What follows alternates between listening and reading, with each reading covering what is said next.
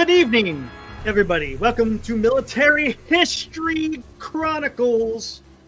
Today we're going to tackle something that's pretty recent. You know, I went live right after the events of the attempted assassination of former president and maybe future president Donald Trump.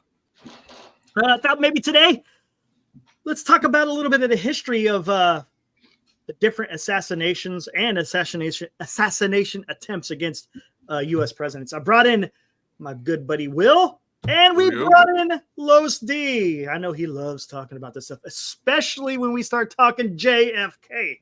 Oh yeah. So yeah, there's a lot to talk about with these events. You know, three of them unfortunately involved the loss of three presidents. Two of them came within a whisper of both of them dying. With Ronald Reagan, he almost died on the way to the hospital. And then, of course, yesterday day before yesterday with Donald Trump.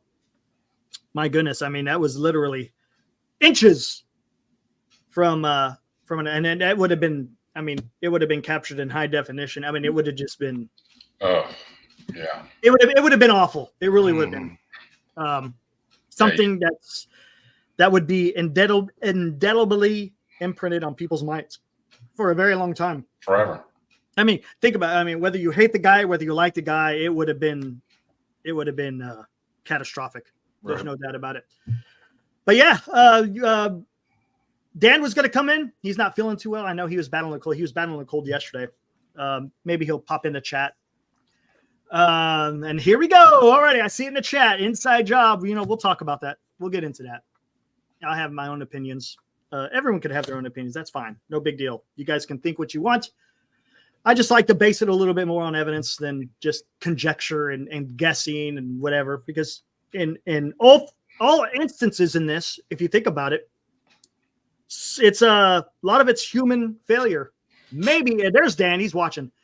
JFK, you know, there's a lot to talk about JFK, really, honestly. I mean, that's probably the one out of all the assassination attempts, that's probably the one that has the biggest questions. Mm-hmm. I don't think everyone's really got answers that suffice their curiosity on what happened.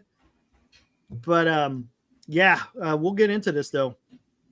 Well, let's break down a little bit of history. You know, you guys remember when the quote unquote the Secret Service began? After Lincoln, right? Yeah, it was actually during Lincoln's presidency. Oh, Pinkerton, yep. He's the one that had to sneak the president into Washington, D.C. under the darkness of night, and they had to disguise him. You basically had to sneak into the country because, again, not too dissimilar of what's happening today. The country was divided, you know, between the anti-slavery or slavery, between states' rights, whatever you want to call it. Mm-hmm. But we all know the Civil War is all based on slavery. And it was a huge division in the country in that time.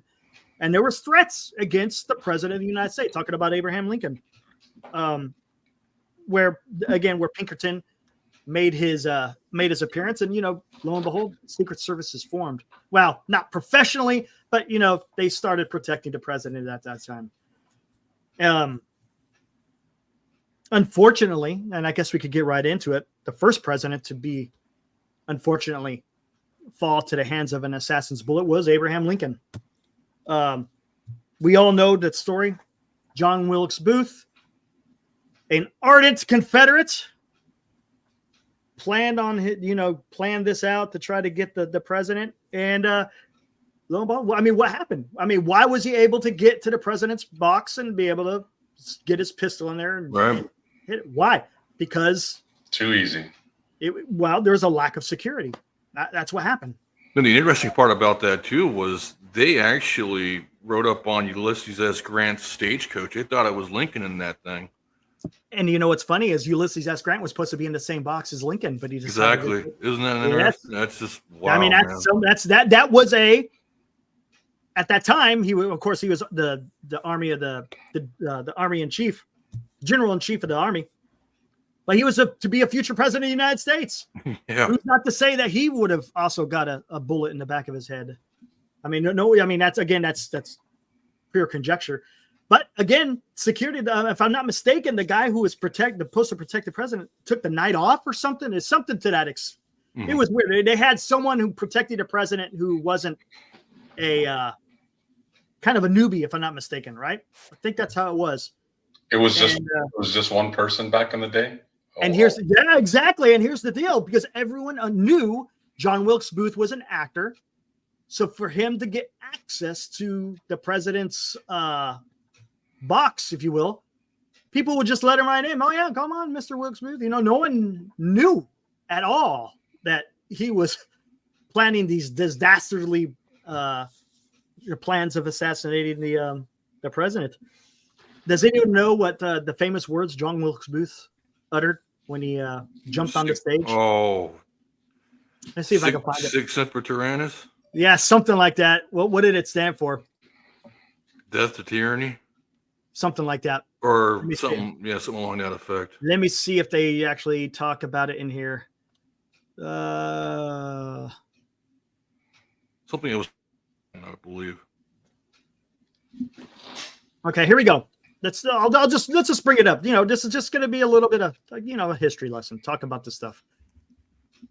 Let me bump this up.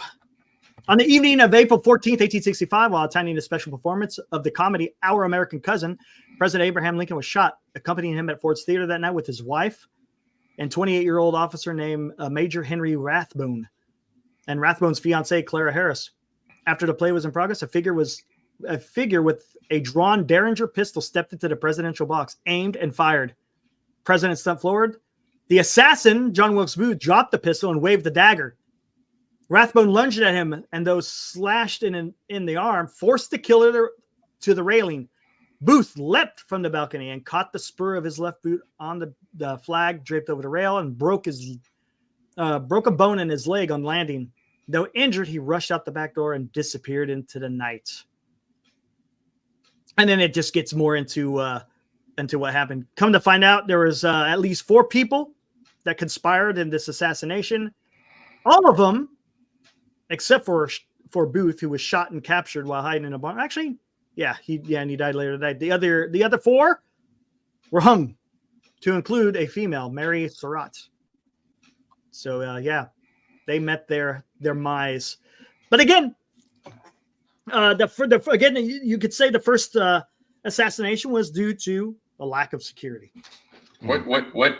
Just out of curiosity, when did public hangings cease? And that's a good question. You know, I think it's still in the books in some states. I think Arizona might be one that still does hanging. And death by firing squad too, if I'm not mistaken. You want to go, Lewis? Go for it. I'll make sure that I watch what I'm doing now. Let's take a look. I'll take a look. You know, I know they still got firing squads in New Mexico. Yeah, exactly. But hangings, really? Hangings. That's hardcore, bro. Yeah, that sends a message. I mean, I always say fear is a very powerful thing. And I agree. I think that's the biggest thing that led to the. As of 2014, Delaware, New Hampshire, and Washington were the only states that allowed hanging as a secondary method of execution. Washington, interesting. Yeah, how about that? Wow. Firing squads is firing started a lot in Utah, Oklahoma, and Mississippi. Wow. But Utah is the only one to have performed it in the last one in 10 years. Interesting. That's wild, man. And honestly, I mean, from what I've heard, I mean, no one's come back from a hanging, but supposedly it's quick. Supposedly. I was going to say, unless you were Saddam Hussein, and that was bad, dude. So not to derail any further, but off topic real quick. I want topic, but back in the day, if you were a pirate back in the 1700s, if you managed to survive a hanging, like the rope would break or something, you're cleansed. You were cleansed. You're considered forgiven by God Himself, and that was it. Yep. Yeah, you're good to go, man. Unless you were Captain Cook, and then they hung you again. Oh man, a good piece of knowledge there. But of course, that's and I don't think there's a lot of conspiracy that I've heard with the death of Lincoln. That's pretty. I mean, I think there's you hear some people talking about Lincoln's cabinet. Maybe there was someone in his cabinet that maybe wanted to. No, that's the only real conspiracy is you got people out there thinking, well, was John Wilkes, did he survive? Was that actually him that they killed? That's pretty much the only thing out there, really. And another side story to this is the presidents that were executed, they had an effect on the future of America. What would have happened if President Lincoln had survived? It's hard to say. Mm-hmm. Again, think about it.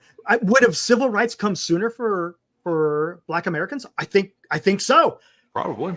I think so. I don't think it would have waited to 1964 for the Civil Rights Act. Well, I think hold on. Let me think about this real quick. Because Andrew Johnson, man, when he took his spot, dude, that guy was bad. Because let's keep in mind too, not Clinton. Oh my God, wrong president. Hello. Lincoln actually, he wanted to send the blacks to Belize. He wanted to make his own little colony out of it. In the beginning, yes, he wanted, because what he was trying to do is he was trying to find a solution. He wanted the Union to be back together, and he was trying to find any solution to try to do this. And he realized that was not the correct course of action. Right. But yes, he did. He absolutely, the idea was floated to him. Hey, maybe just ship him off somewhere else so it doesn't create this angst within the nation. But that wasn't. I mean, I think he probably understood that's not. Yeah, I think he kind of figured it out. I think he saw he realized, you know what? No, this is something bigger. You just can't cast people off. People who are born here in this country have a right to have the same rights afforded to anybody, no matter the color of your skin.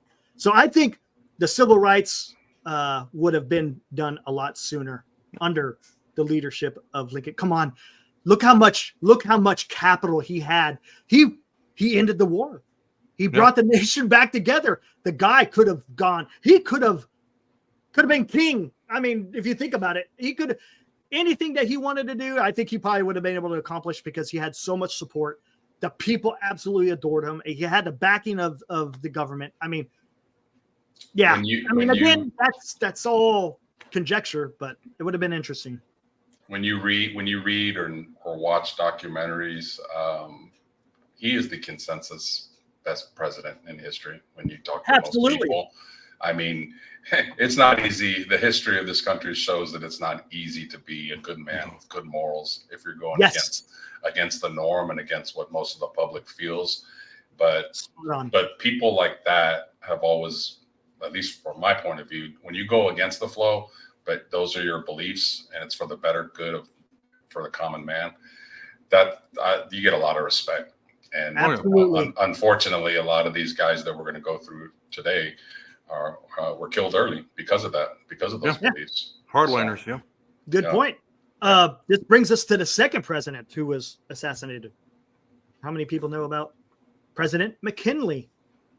To be honest with you, people don't know too much about McKinley, but you know who they do know about? Who his vice president was. And who was his vice president? Teddy Roosevelt. It was awesome. So, well, I'll save that one. Never mind. I almost spilled the beans. No, it's all good. But his assassination was really weird. It was, again, one individual. The guy wasn't probably of sound mind, I guess you could say. I'm not going to even try to say his last name. If anyone can pronounce this last name, go right ahead. Tell me in the chat phonetically. We'll call him Leon. Leon Frank, Mr. C.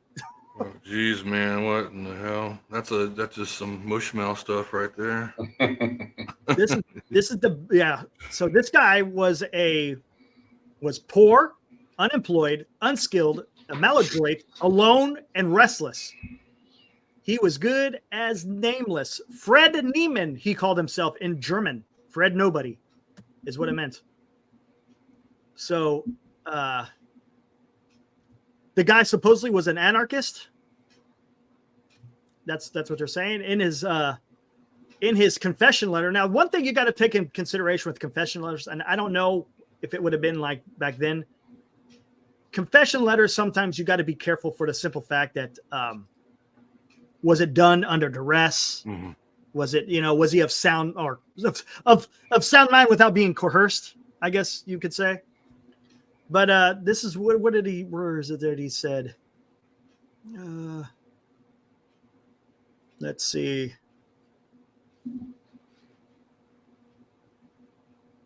Where was it? Right here. And the reason why he said he did it.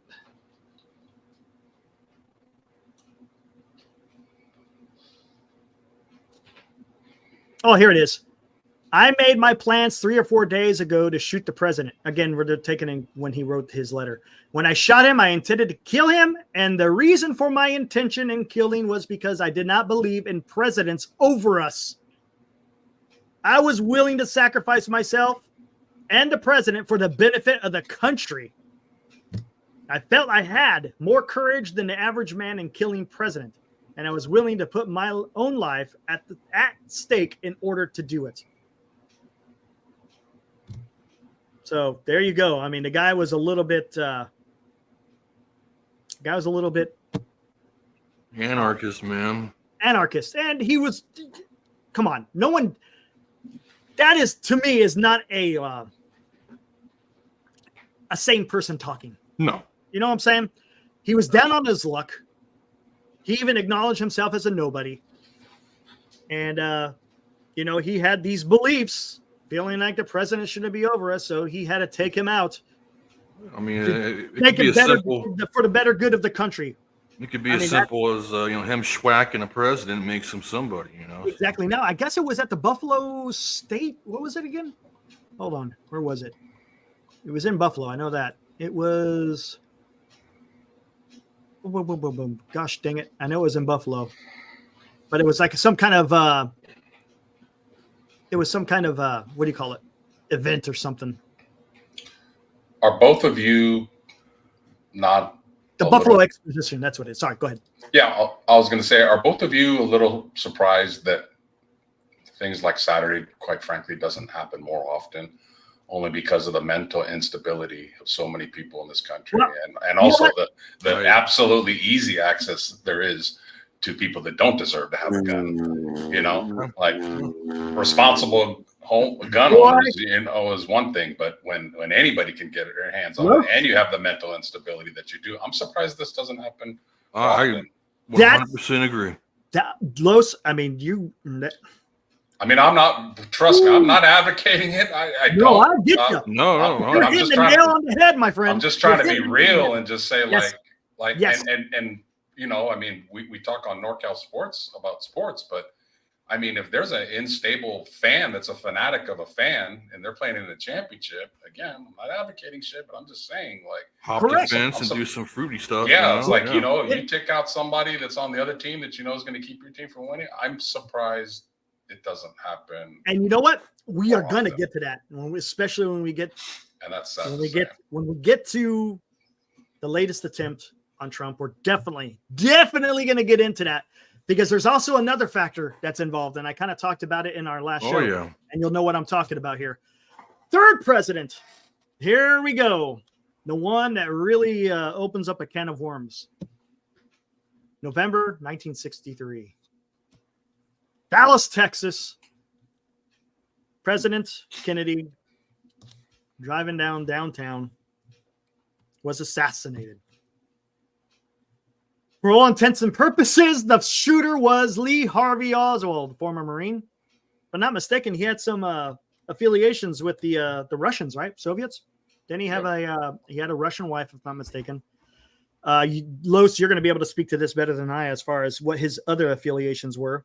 But anyone who's seen the Zapruder film can plainly see that it wasn't just one shooter. Oh, it wasn't just one shooter. No, he was hit multiple times. Exactly. I mean, you got the governor that was hit. You got the president, I think, was hit twice, correct? Mm-hmm. Oh, right? Wasn't the president hit twice? Once in the throat, once in the wrist, once in the head. So he was hit 3 times. And then the governor was also hit, right? Yes. Yes. And was there anyone else? Wasn't there a bystander? I'm not sure. Let's see. Just got nicked, I believe. I think it was either a bystander or one of the actual security personnel that got. Let's bring this up here. Got a piece of it. Check this out. The summary. This is the National Archives, guys. This is from the Warren Report, the famous Warren Report. Oh, wow. Yeah. The findings of the Select Committee on the Assassinations and the Assassination of President Kennedy. A. Lee Harvey Oswald fired 3 shots at President Kennedy. The second and third shots he fired struck the president. The third shot he fired killed the president. Kennedy was struck by 2 rifle shots fired from behind. The shots that struck Kennedy from behind were fired from the 6th floor, the book's depository. Owned the rifle and was used. And was he a shooter? Yeah, we can. I think can we all acknowledge he was a shooter? Yeah, for sure. Okay. Lee Harvey Oswald shortly before the assassination had access to and was present on the 6th floor. Other actions tend to support the conclusion that he assassinated president. As you can see, here's the scientific acoustical evidence establishes a high probability that 2 gunmen fired at President John F. Kennedy. Other scientific evidence does not preclude the possibility of 2 gunmen firing at the president. Scientific evidence negates some specific conspiracy allegations. See, I mean, that kind of, when you say that, what is people gonna? Well, let's dissect that, and I'll just ask the 2 of you who are, obviously you 2 know more, much more military as far as headshots and everything and how angles than I do. So I'll ask both of you, when you watch a Zapruder film and you watch the kill shot and you watch Kennedy's head and where it goes, is that consistent with getting shot from behind, or is it more getting shot from the side? I've never seen anyone go forward, or I should say backwards, from getting hit from behind. That's yeah, that was strange. I mean, is there any way? I know that you'll drop, but as far as like being thrown back as where he was, that seems to me, where's the momentum traveling? Right. Not from behind, it's coming from the front. Yeah. So to me, that for me is a tough pill to swallow, just from what you see. Now, if we never saw the film, how are we going to know? That's what makes that one. Well, I mean, if there had been cameras and high definition in Lincoln's, box at the Ford Theater, and you see it live. I mean, there's just something about when you see it as opposed to just reading about it that gives it more. You just react more, and that's a Bruder film, and just watch. And I'm sure there's probably autopsy pictures. There's a whole conspiracy about that as well, about the doctors that withheld things that they found. Missing brain. Yes, it was immediately gotten rid of. Yeah, but you don't have to get rid of the brain, right? Oh, there you go. This is Blood, Money, and Power. Yeah, and it's a book about how they implicating LBJ. It's very, very interesting to read. Oh boy, is it! There's one thing that LBJ was. He was definitely he wanted to be the guy. He loved being the guy. And he hated the Kennedys, especially Bobby. And the Kennedys had some dirt on him. He was not gonna be the vice president for the second term. A lot of stuff was coming out, but the thing in the book that really caught my eye was, LBJ was a Texas guy. Yes. And he knew a lot of millionaires in the oil industry. Of course. And they were big money. And Kennedy was supposedly about to tax them. He was, getting tired of, stop if you've heard this before. The people that make the most money should be taxed accordingly. Yeah, hey, we've heard that before. So Kennedy was going to go after them, and LBJ and that little group, in the book, put some things together and put it in motion. The thing about assassinations like that is just when you don't know the truth, the speculation just comes out left and right. Oh yeah. I mean, there was Castro did it. There was the CIA did it. I mean, there was the Soviets. The Soviets. The mafia was pissed off because they helped get the Kennedys elected, and then his brother and then Bobby turned on him. It's like, whoa, what's going on here? Mess with the mafia. So but it's funny because if you think about it, again, things don't happen in a vacuum. Remember, it was only a year prior, you had the Cuban Missile Crisis where the damn war almost came to nuclear blows. So that's why you got this. That's why there's so much, maybe it was the Cubans, maybe it was the Soviets, because of that incident. It doesn't necessarily mean that, hey, we want to go ahead and assassinate the president of the United States. I mean, I'm not saying that you can't, but it seems like do you think it seems more internal rather than external? Yeah. From what you think, I mean, From what I've read and all the studies that I've done, yeah. I think it was internal. I'm thinking from looking, I don't know what shot would have made him go back, would have been that. See, and that's the thing. Where did they say the bullet entered when it was a headshot? Where was it? Was it the forehead? I think it was forehead, right? I thought it was the temple or the forehead. Yeah. Because if it's a temple, that comes a different way. It would have to come in from the front, right? Right. And then he was hitting the throat, right?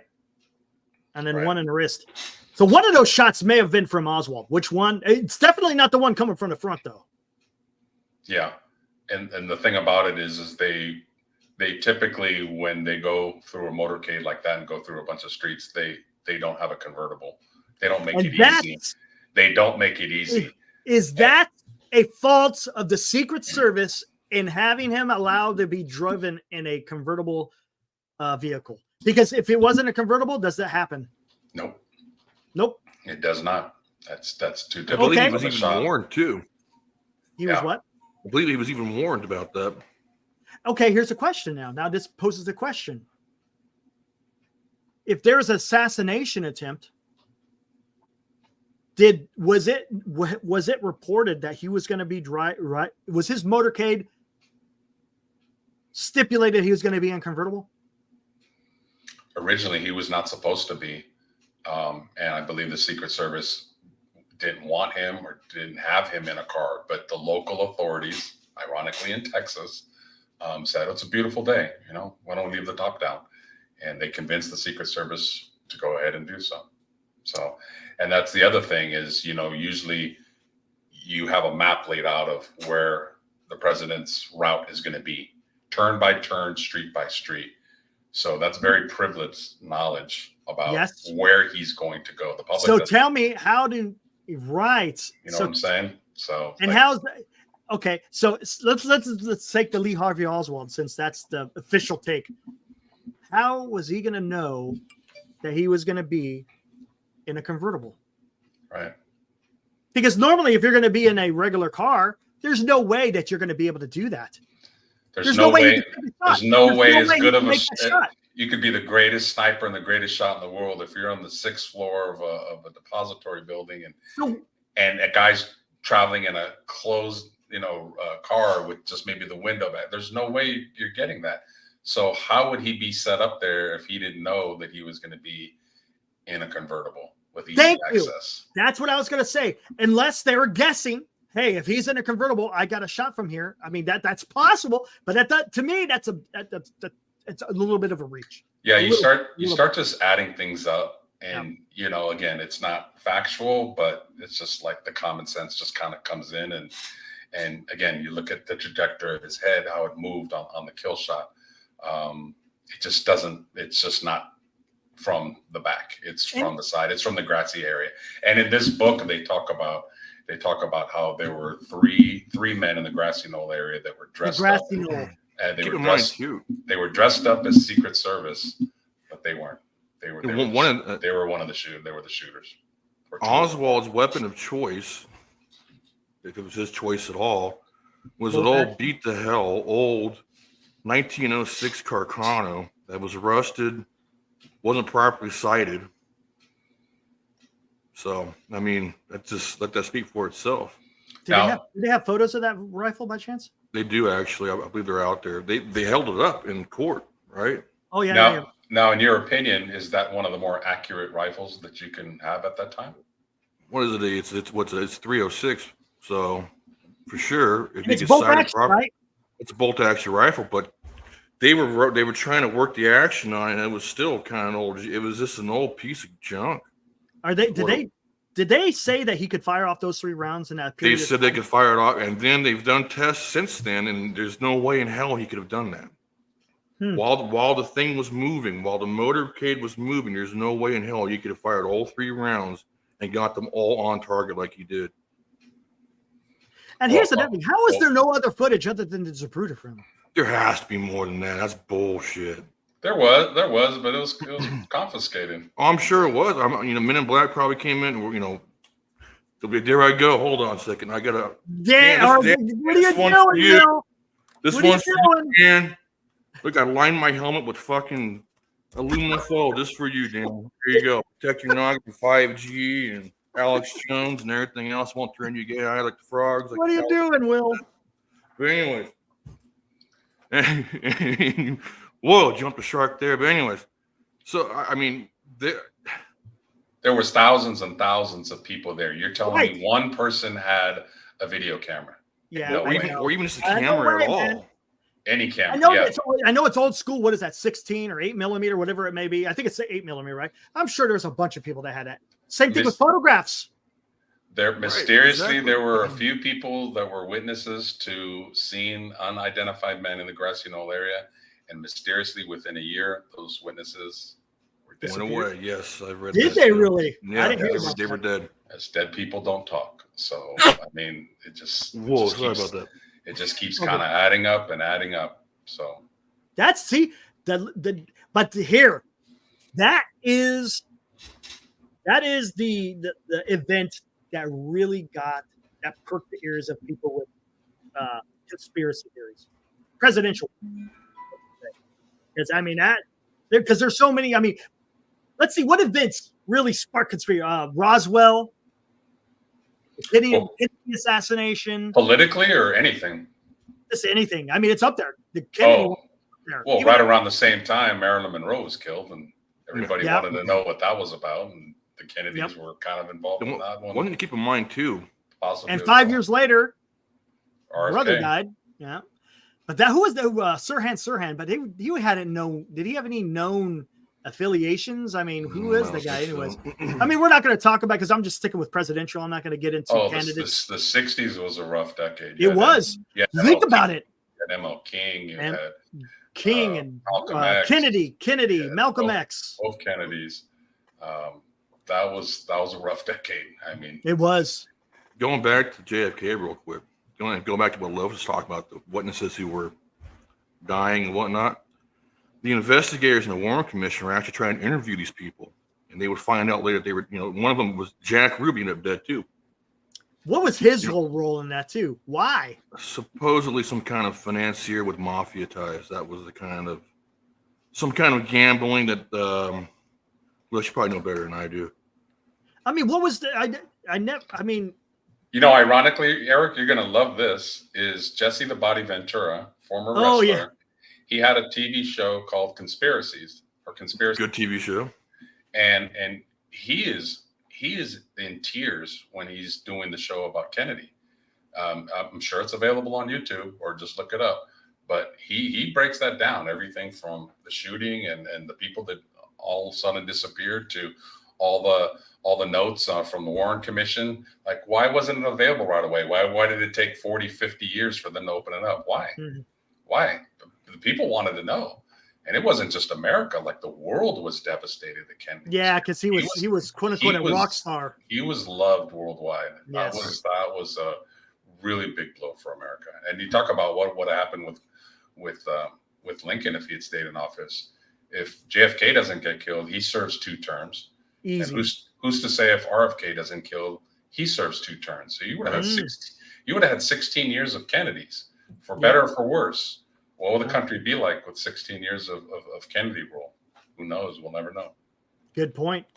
But yeah, the whole Jack Ruby thing, I always found that like, what the hell? This guy just came out of nowhere, blasted him in the stomach, and yeah, there's another one right there. How was that allowed to happen?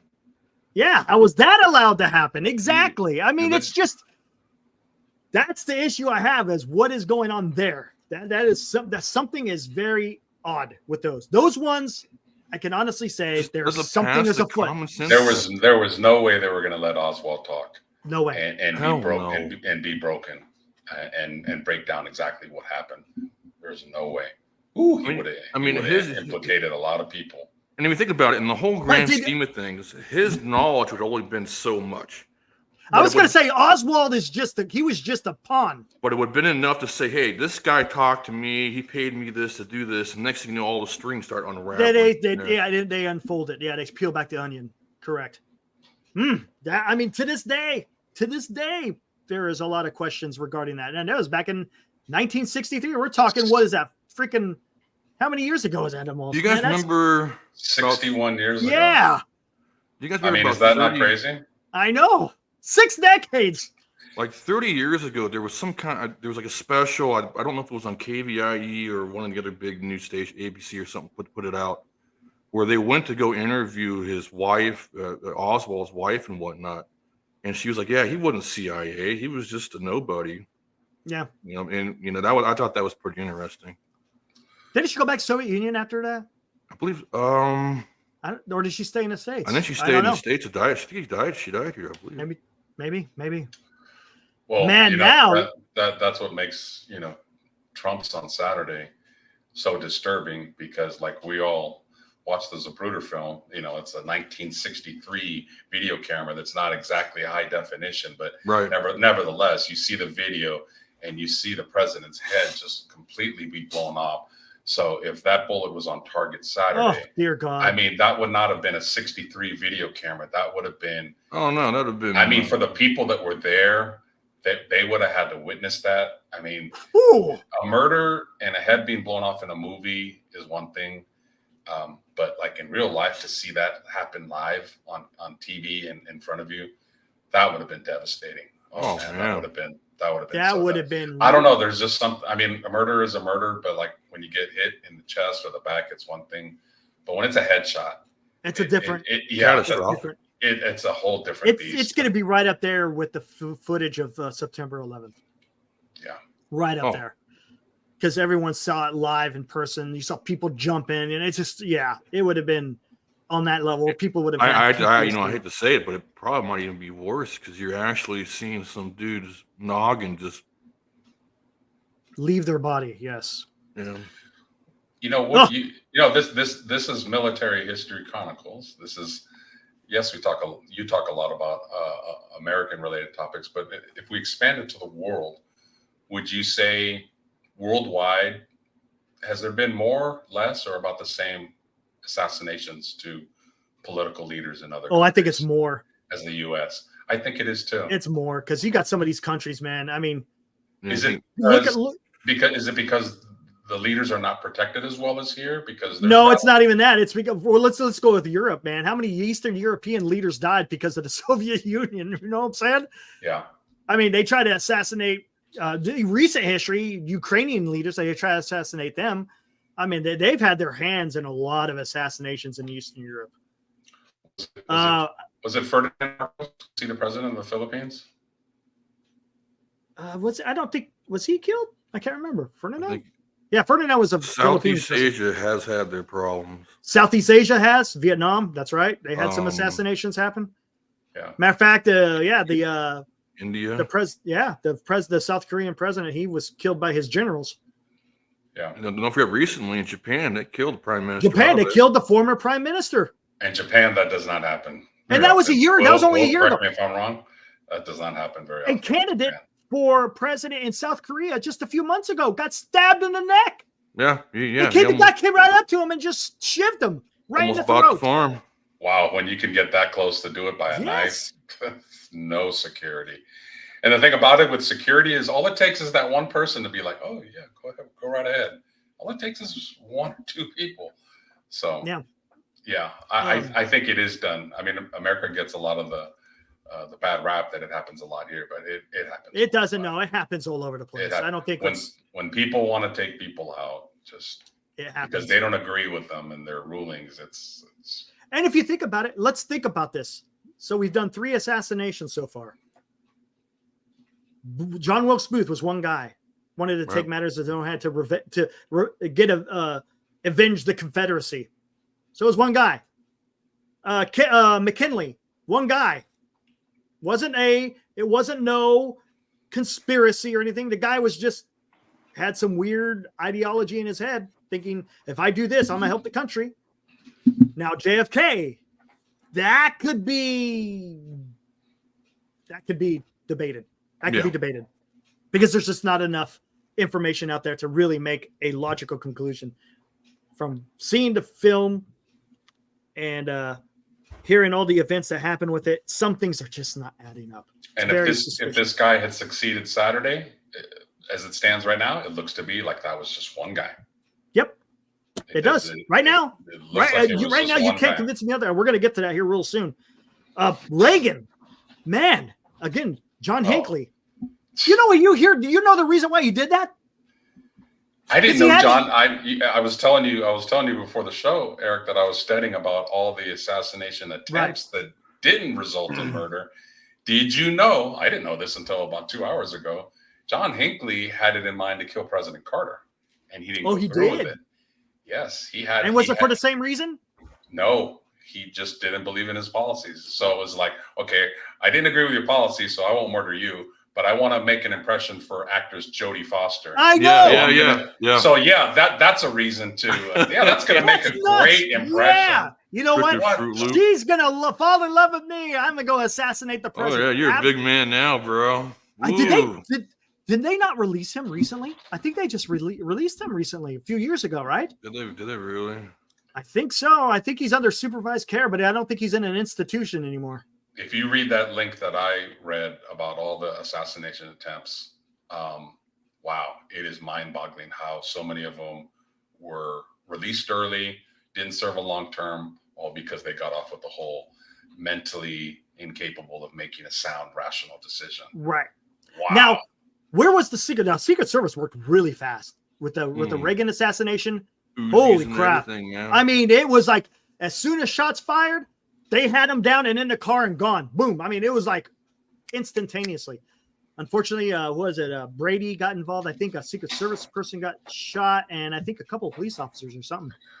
Well, you know what's funny is if you see the Pope, who is also a very it's during that same time. Figure, he always goes around in that glass, now they are.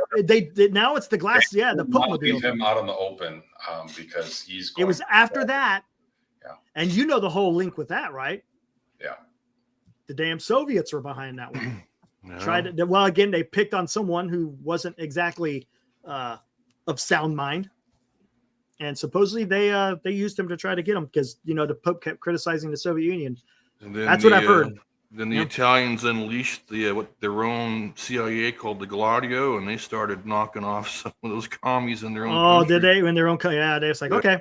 I said, all right, we're done with this. You guys got to go now. Because they just fought a civil war not too long prior to that. But you know what? Real quick follow up on Kennedy is if have you guys both seen 13 Days? No, I haven't. I need to see that. Will, have you seen it? 13. Yes, I believe I have. That's the Cuban Missile Crisis, right? Yeah. Eric, everybody out there in the chat, if you have not seen that movie, that is one of the most underrated movies I've ever seen. Another one is a good one about domestic terrorship is Arlington Road. Woo! Those two movies, you got to see them. 13 Days is about the Cuban Missile Crisis. And the cast does just a great job. And you want to talk about just being on the inside and seeing what that cabinet, what that president went through in those 13 days, like that close to I'm reading millions and millions of people dying. I'm reading an excellent book by historian Sergei Radichenko called To Run the World. And I just got done reading not that long ago about the whole Cuban Missile Crisis. But they're talking more about it was more about what the Russians were doing rather than of course the Americans are involved, but just what was the reason behind it? Was it meant to go that far? It's very good read. I mean, it gets into more of the geopolitical aspects of that, of the Cuban Missile Crisis. Fantastic. Yeah. As popular as Kennedy was in the country and around the world, he made a lot of enemies. I mean, he pissed off people in the South that when he unsegregated schools, he pissed off the Joint Chiefs of Staff that, immediately wanted to go to war with the Soviets when he was trying to look at a way to, dissolve it, somehow, some way and not have, millions of people die. So, he pissed off the mafia, pissed off a lot of people. Absolutely. Again, because as I said earlier, he went against the grain and did what he morally thought was going to be right. So 13 Days kind of gives you an impression too that maybe that might have been a death knell for him going up against everybody else because they all wanted to go to war with Russia. Like, okay, we're doing it right now. Press the button. What are we waiting for? Eisenhower had the same. There were so many situations where the military wanted to have authorization to use nuclear weapons without civilian authorization. The commanders on the ground were able to release nuclear weapons in the event of whatever was happening. Mm-hmm. They wanted to do it against the Chinese. They wanted to do it against the Vietnamese when the fall of Dien Bien Phu. Oh yeah. The brass was telling Eisenhower, "Hey, we need a nuke and we got to save the French over there." He was like, "I ain't releasing no damn nuclear weapons. Are you kidding me?" And during that period of time, I mean, that was like the fashion thing. Oh, we'll just use a nuke without taking into consideration the ramifications of using such weapons. I mean, it's just absolutely, thank God, cooler heads prevailed. Otherwise, we could be in a whole different world. We may not even be freaking talking right now. Who knows? Oh, yeah. But the Reagan one was pretty cut and dry. I mean, it was just again a crazy guy. But was there a lack in the personal protection of the president? He had security. You had Secret Service all around him. I mean, honestly, he didn't get hit directly by a bullet. It was a ricochet. Right. A ricochet hit him and then hit underneath his left armpit. That was a close shot. I mean, he was literally right there, 400, 500 feet away. To be that close and have a weapon, that's that's mind-boggling that could happen. It is. So he damn near died on the way to the hospital. So I mean, it could have been a whole different situation. But somebody by the name of Brady got hit. Brady, yeah, he got paralyzed, right? He didn't die. He was in a wheelchair. No one died. No. Oh boy, and now we come to the moment of the day where we talk about the most recent one. I got to do a little disclaimer here, guys. Be careful in what we're talking about here for the simple fact that you don't want to make matters worse, guys. That's all I'm asking. Take this, just think about it. Don't get caught up in the rhetoric on either side, whether it's on the left, whether it's on the right. Don't get caught up in the rhetoric, because all that's going to do is more damage to this country. Because Los, and I saw what you said. That was a great tweet that you put out right after the attempt on Trump's life. We gotta cool down the temperature. I think President Biden used that very term yesterday in his address, because it's absolutely ridiculous right now. I've said this a million times on the show that this country is more divisive than it ever has been, and look where it has gone. All right, now. Is this attempt on President Trump's life because of that? Can't say that right now. There's nothing that's pointing to that direction. It's easy to do that. You know why it's easy to do that? Because everyone's so pissed off at each other that it's that's all people are doing now. It's finger pointing. No one knows. No one knows nothing right now. The only thing we know right now is a 20-year-old, former 20-year-old, tried to take the life of President Trump. What is the reason? No motive yet. Supposedly I don't think he left anything behind. There's no quote unquote, what do you call it? What's the word am I looking for? Where you leave a note behind? Oh, manifesto. No manifesto. Thank you.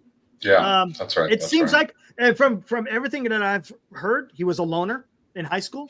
He ate alone, got picked on a lot. Supposedly, he tried out for a rifle club, couldn't shoot for a lick, supposedly. So it just sounds like this kid was just a big loner. Yeah, I've seen about 6 videos from TikTok where all these guys in this class were just picking on him for the most part. So I mean, does this not seem exactly the same type of template when you see school shootings? I was just going to say that it's a common pattern when we hear about kids that have been bullied, and they keep it in. They can't really fight back for whatever reason. And hey, the gun is the most equivalent thing to make things equal.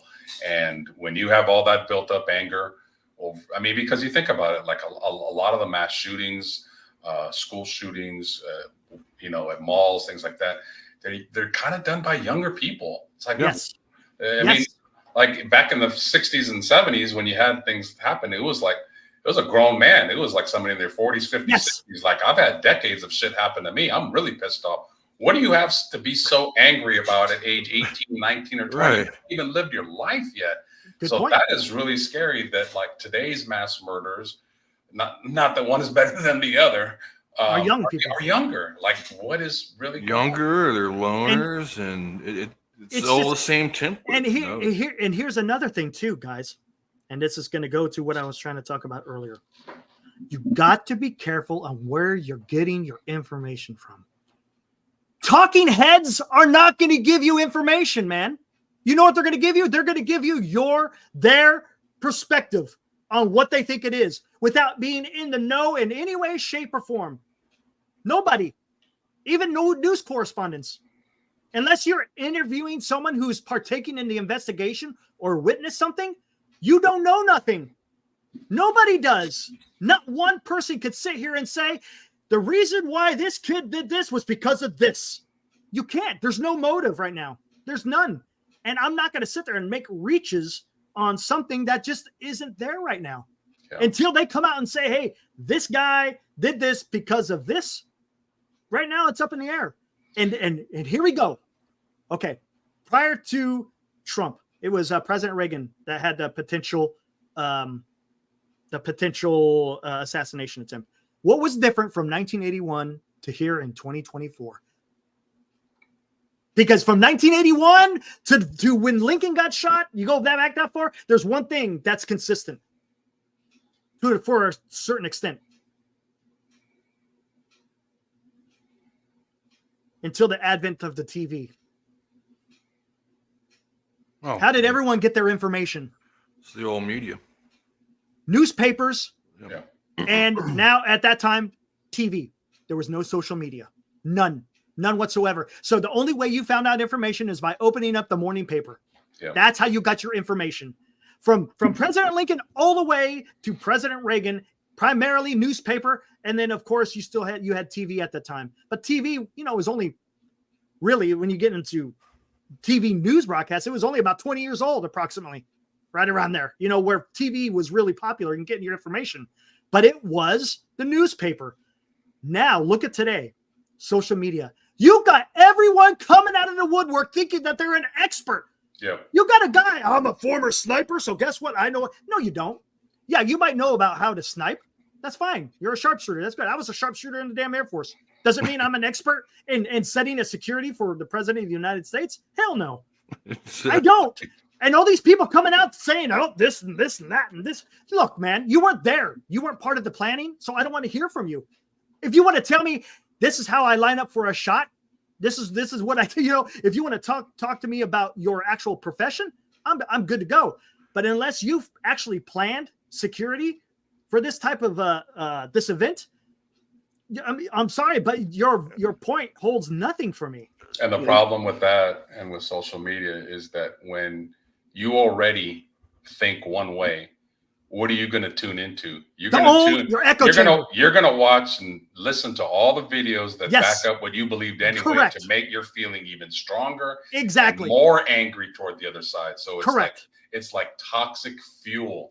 Like you're not going to, now the open-minded people that, will listen to the other side and say, okay, this is what I believe, but let me hear what the other side has to say. Just to be fair and hear. I may not agree with it, but I'm going to listen to it. But that's not the case for most people. Most people, they think one way, whether there was a conspiracy or not. They go listen and watch all the videos that are out on Twitter, on Instagram, everything. And you got to be careful with that, man, because you're doing yourself a disservice by doing that.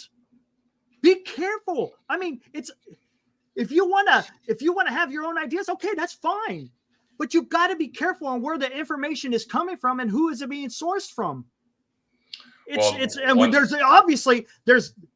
a huge failure happened. Period. A huge failure happened. Right. Yeah. I mean, the reports are coming out today. Did you hear the 26 minutes? He was out there for 26 minutes. Well, and what I heard is the sheriff of the county, I don't know what county it is in that particular part of Pennsylvania, said that the police responded to a man on the roof. The police went up there. The kid pointed the gun at the police officer. Police officer got to get down. You have to, because otherwise you're going to lose your head. And then seconds later, that's when he took his shots to President Trump. So there was reports. Okay, that's fine. Of course there's going to be reports. We all know the guy was on the roof, so there was reports. The police did try to take action, but they didn't know the situation.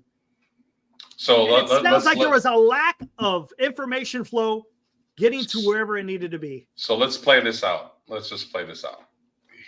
This kid's on the roof, and a local cop is climbing the stairs because there's maybe a possible threat up there.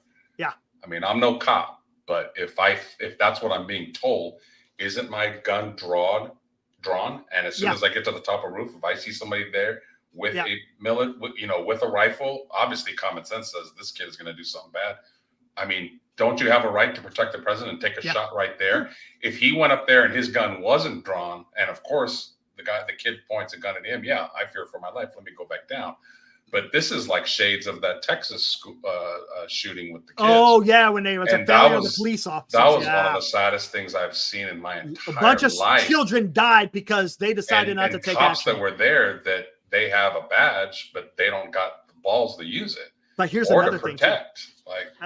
I'm telling you, there's also a failure on the Secret Service because you should have had that roof cleared. There is absolutely no reason why someone should have been on that roof being that close to the venue. I mean, that's just out and out, just uncalled for. That's a huge error. And we're going to find out more information on that. And heads are going to roll 100%. Heads are going to roll. Someone failed. If you really want to know what happened that day, as far as any, what the Secret Service did and any other agencies did, would be to read the after action reviews of what happened. That would tell you exactly what they were briefed on, what they saw, what they experienced, yada yada yada. That would give you everything you need to know, and you can put the puzzle pieces together from there. And one thing, Secret Service is they work in conjunction with the local authorities. 100%. And again, that's who was the counter sniper team was on the roof behind that. Those were the local. Those were sheriffs or SWAT officers or something. Yeah. So that again, it's a manpower issue. But here's the deal: what is the primary job of Secret Service? To protect. They got two. It's protection. It's protection. Of course, they also investigate counterfeiting. Okay, whatever. But their primary job, especially when protecting a candidate for president, your job is to protect that individual.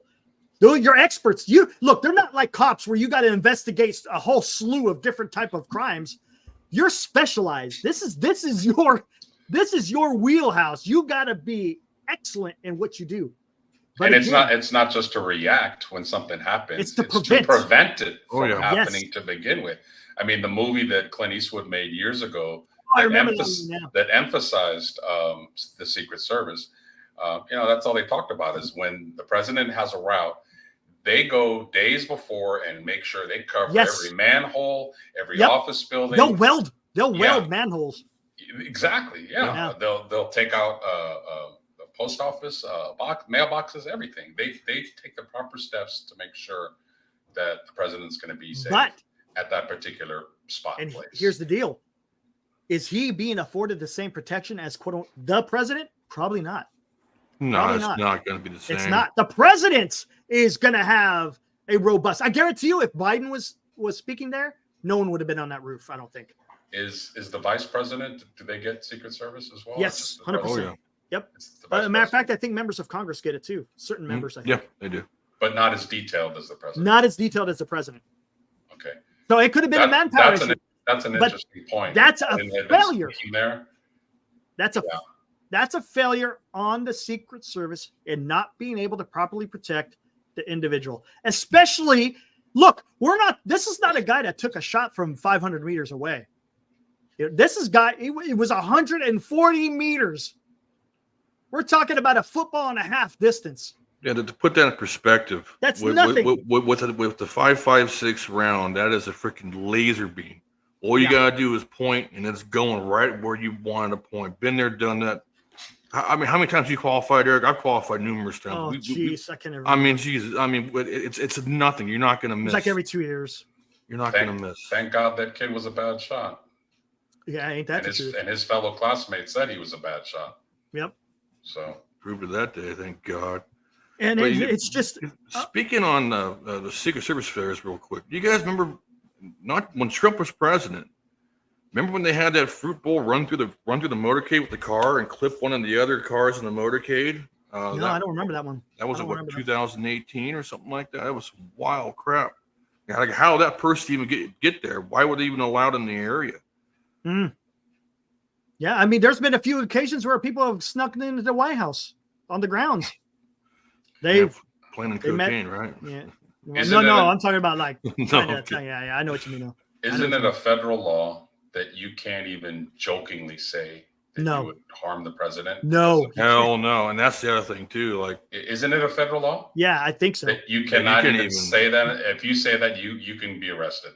Just to say, yes, you're gonna get somebody knocking at your door. Someone will knock at your door. You may not get arrested, but you're gonna get talked to. That's the other thing too. People need to start worrying about too. Is like, I get it. Both sides are kind of worked up right now over this whole thing. You got to be careful. Fort Meade, Maryland's working overtime right now. I guarantee you ain't that the truth? That is the truth. They're going to listen to every phone call. Anytime you have a little wackadoo thought in your head and you say it out loud or put it on X. I wouldn't be surprised if they're watching our show right now, to be honest with you. They probably are. I guarantee you. Wouldn't be surprised. But the other issue that is kind of mind-boggling that it's not like looked at more closely is, we're establishing that these young kids are the ones that are snapping and doing these things. Yes. Well, these young kids like to brag on social media. They do. They're like telling a story like, hey, I hate so-and-so. Look at all my artillery. And look at all my weapons. Like, it is a red flag. And that should be like, when you do that, that should be an arrest. Hey, time to go to the nut job house, man. We're out. Here's another thing. But the whole catch-22 is, no, you got to wait for them to do something before you can arrest them. Being proactive. That should be thrown out the window when it comes to. I hear you. And you talked about this before we got to the Trump stuff, is how are some of these people able to get these type of weapons in this case, state of mind? I mean, and here's another thing. Where are the parents? Where are they said he was a loner, so maybe he didn't have any friends, but where is the family members? I mean, did he not make any kind of Well, here's the scary thought. You got my generation raising kids now. So yeah, take that for what you would. Correct. No, you're right. I mean, can you imagine if you're the parent of this kid, and let's just say, for the sake of arguments, like you did it the right way. You raised them with love. You did everything you affection. could. You did everything you can. And he goes but he went off on a different path for whatever reason. Maybe friends influenced him. Again, he was bullied. So, I mean, that is a very, very common pattern. It is. That I've seen a lot is kids that get bullied through school. Be careful what you may be doing. People will, when those are significant events in a young child's life, when you're being picked on, it could have an effect into your adulthood. It can, but normally it doesn't get to this level. And again, it doesn't usually happen that long. Or it doesn't happen that young. Usually when you're younger, you start growing out of it to a certain extent. You get older. But some people just hang on to that. You start growing. They hang on to that. Yeah, you grow skin. Yeah. You get character building. In other words. Right. Not to say that I'm not condoning that in any way. There's a difference between making fun and then being, what would it be more exceeding than just teasing? I don't know. Just. There's a line. I wouldn't call it bullying. I would almost call it masochism. I mean, there's some. Yeah. We probably all experienced those guys in junior high and high school. The ones who were just like, okay, this guy's picking on somebody for like no reason other just to do it. This guy's a weirdo. Yep. Yeah, but following up on your point, Eric, about putting the temperature, cooling it off. Yeah. Yes. Around the whole country. It was years ago that President Clinton and George Bush Sr. were, they were adversaries. They were going for the presidency. Clinton ended up winning, and years later they became very, very good friends, and they did a lot of things, human missions around the world. When natural disasters happened, they did it together, and things like that. That kind of brings America together when you can see a Republican and a Democrat with two different philosophies can come together and become friends. I mean, Right. and I think something huge would have been. I know it's not going to happen. Everybody knows Biden and Trump can't stand each other. Right. But after something like this, if they were to come together, that would be huge, stage, Los. That would be momentous. and they were together. I mean, I'm not saying Right. hold hands and kumbaya, but I'm saying together. Just say, you know what, this is Stop the too madness. far. And if both of them, instead of each of them talking to their party, that's not going to do much. If both of them were together and saying, look, this is gone share the too same far. stage. Share the same stage, come together in a joint conference. I always hear all these people say, well, this is the United States of America. They say that united very proudly, but it's not right now. It's the divided states of America. That's the problem. A fact. Thank you. And everybody's like that now. And it's just, it's tearing the country apart, guys. Yeah, it's tearing I mean, the first thing that comes out is it's a damn plot. It's like, we don't even know that yet. Sure, it may be. But you can't immediately start saying that because all you're doing is you're throwing fuel on the fire. Well, you're creating it. To your point, the day that happened, I was actually at my parents' place. I was cooking for them, and I came home. I came back to because I saw you wanted to do a stream. Mm-hmm. Remember when I told you I had a knock at the door? I had to go get my delivery. Yeah. I opened the door up, and the first thing this guy tells me, he goes, "Some freaking liberal piece of shot Donald Trump." I'm like, okay, yeah. I mean, to me, that's the wrong answer. Okay, just back off of that. Do that. Exactly. You can't sit there and say liberals are trying to shoot. You can't say that. That you're not. Not all liberals. Wasn't this kid a Republican? He was registered Republican, and he somehow flipped. He donated to some Democratic PAC back in 2020 for Biden. And then there's actually a video of him on a college campus just freaking out on these Republicans on campus. He was cut all their throats, death to fascism and stuff. I mean, he was just saying everything that TikTok says. That's what he was saying. And that's the dangerous part, is that damn social media BS. Dan says, but Biden inflamed this by saying Trump is a threat to democracy, and he put people put people away. Put people. Same with Maxine Ross. No, you're absolutely right. But both sides are doing that. That's the issue I have. You can't sit there and say these people over here are doing this when you're saying people over here that you support are doing the same damn thing. You can't fight fire with fire right now. Well, I had it on my YouTube feed yesterday. In my YouTube feed yesterday, I shared it with you, Eric. That dude was a whack job. And I watched his latest video, and he goes, I saw war. It's time for war. I'm like, whoa, dude, like, whoa, that's no, it isn't. That's the problem. Is where is the adult in the room? Please, guys, that's all I'm asking. Well, let's say, you know what? We got to stop this. And this isn't new in politics where another candidate is demonizing another one. They do it all the time. It's been around. Take a look when the country is first formed, and take a look at the type of quote unquote politics and electioneering that was happening during that time. It wasn't exactly, gentlemanlike. Right. They weren't sitting down having a cup of tea. No, man. It got pretty damn vicious. Every debate I've ever watched, the two candidates come out and shake hands before it starts, and they shake hands after. Did you notice in this last one? They didn't. Nope. I mean, look at each other. You're just There's no feeding civility. it. Yep. You're feeding that. You're feeding that toxin. You are just feeding it. So every Trump supporter will say, "Yeah, screw him. Don't shake his hand." Every Biden supporter is saying the same thing. F him. Don't screw. I mean, and if they were just to come together, it would blow everybody away, and maybe it would calm down. We've forgotten that we're all Americans. And here's another thing too: is as far as the election is concerned, I'm not voting for Biden, and I wasn't going to vote for Trump either. And I'm probably still not going to vote for Trump because you know what? And I keep hearing people say, "Oh, I'm definitely voting for Trump," because he got shot at. Yeah. So all the stuff that's going to be best for the country goes out the freaking window. But because someone tried to take his life, automatically that earns you a right for his vote. Sympathy vote. I don't like that. I'm voting on issues. Look, I could almost go get shot. That's how it should be. I could almost go get shot if I go to Stockton, right? Does that mean I could go be president? Go on March Lane. You'll find something. Got shot. I don't like that. I hate that. Now isn't the time. Blind. Yep. Now is not the time for martyrism. No. Thank you, Will. It's not time for martyrism. I've advocated on your show before, Eric, about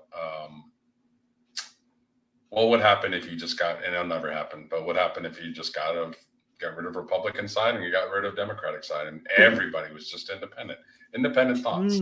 Not so much right, not so much left. Everybody's in the middle. Because let's be real, like no matter what side you're on, you're not 100% on every issue on whatever side you are. Yes. I mean, I will speak for history. When I was making about $25,000 a year working, I was more blue.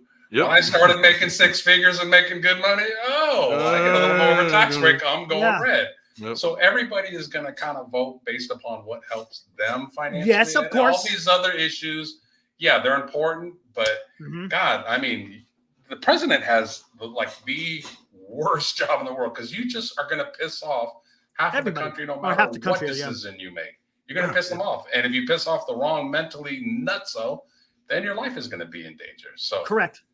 You just got to make sure the people whose job is to protect you is doing their damn job. In many ways, I mean, there's some obviously things I don't agree about with Trump, but in many ways I respect him because that guy is a billionaire and he doesn't have to be going through all this crap.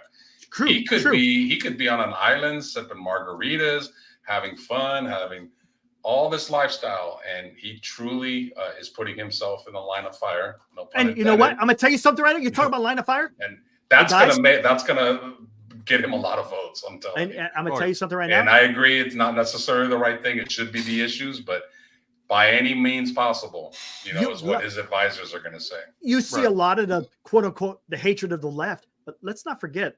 There's a lot of Republicans that cannot stand Donald Trump. A lot of Republicans. So it is not the hatred for Donald Trump does not solely rest in Democratic hands. There's a lot of Republicans that do not like him. A lot. It runs real deep. Yeah, it does.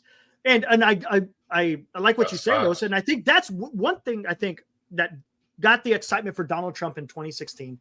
Was he was cut from a different cloth. He wasn't your quote unquote typical politician. No, agree. He was doing this because he wanted to do what was best for the country, which I could totally understand.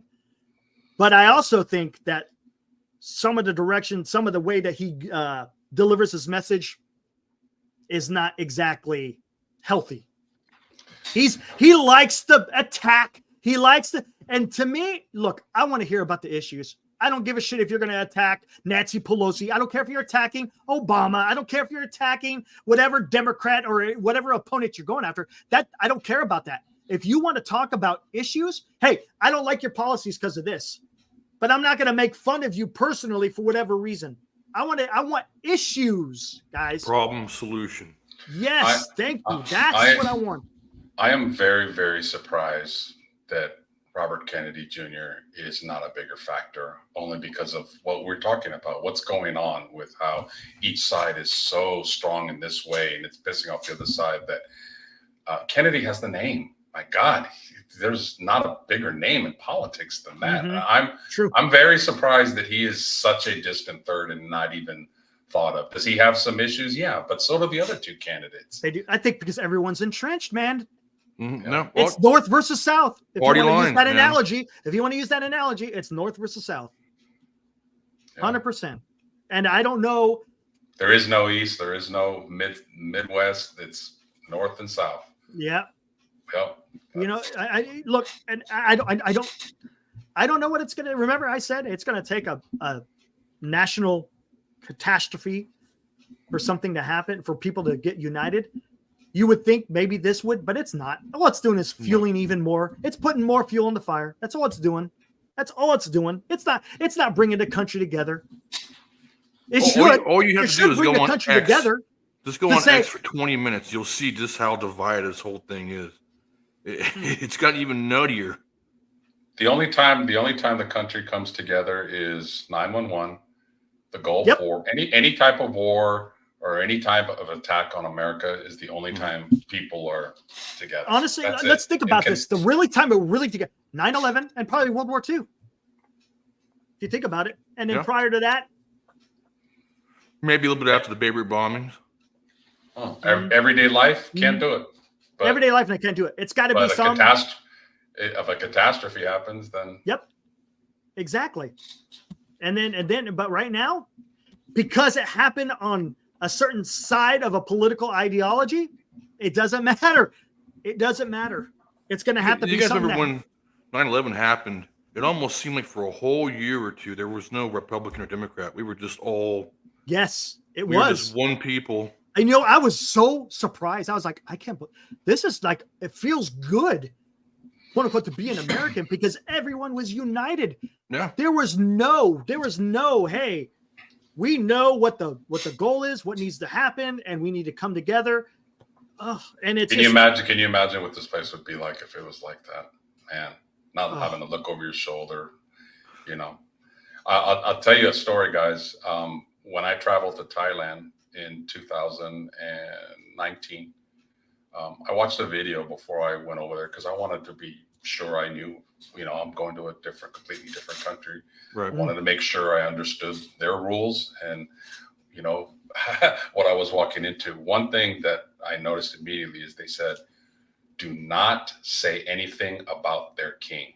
Their king had been in power for many decades, and he had just passed away, I believe. And they said, if you want to get in trouble, talk out loud about the king. They were completely united. And to me, it was just, I didn't know how to take that. I mean, I respected it. I didn't know too much about him, but it was odd to me because I'm just so used to being in a country where one leader cannot universally be loved by the whole country. There's always got to be a large segment of haters. Even if that person is doing a good job, there's still people that can't stand him. So it was very refreshing to go to a country. Of course, it's a different setup, than we have here with president, vice president, and the cabinet, and Congress, and House, and all that good stuff. But, it was one leader, but he was universally loved in that country, like adored, and you can't say anything bad about him, or you wouldn't get arrested. You would get street law. You get the living crap beat out of you. Yeah, mollywop. Yeah. So lesson learned. If you go to Thailand, don't mention anything bad about the king. Your life will depend on it. Exactly. Dan makes a good point talking about sports in the Olympic Games. 1980. Yeah, that brought the nation together. Yeah. Beating the Russians. That was huge. That brought the nation together. Oh, you know what? I totally forgot. The assassination of JFK brought the nation together. Certainly, yeah. Yep. That assassination really brought the nation together. Sports and catastrophe. Yep.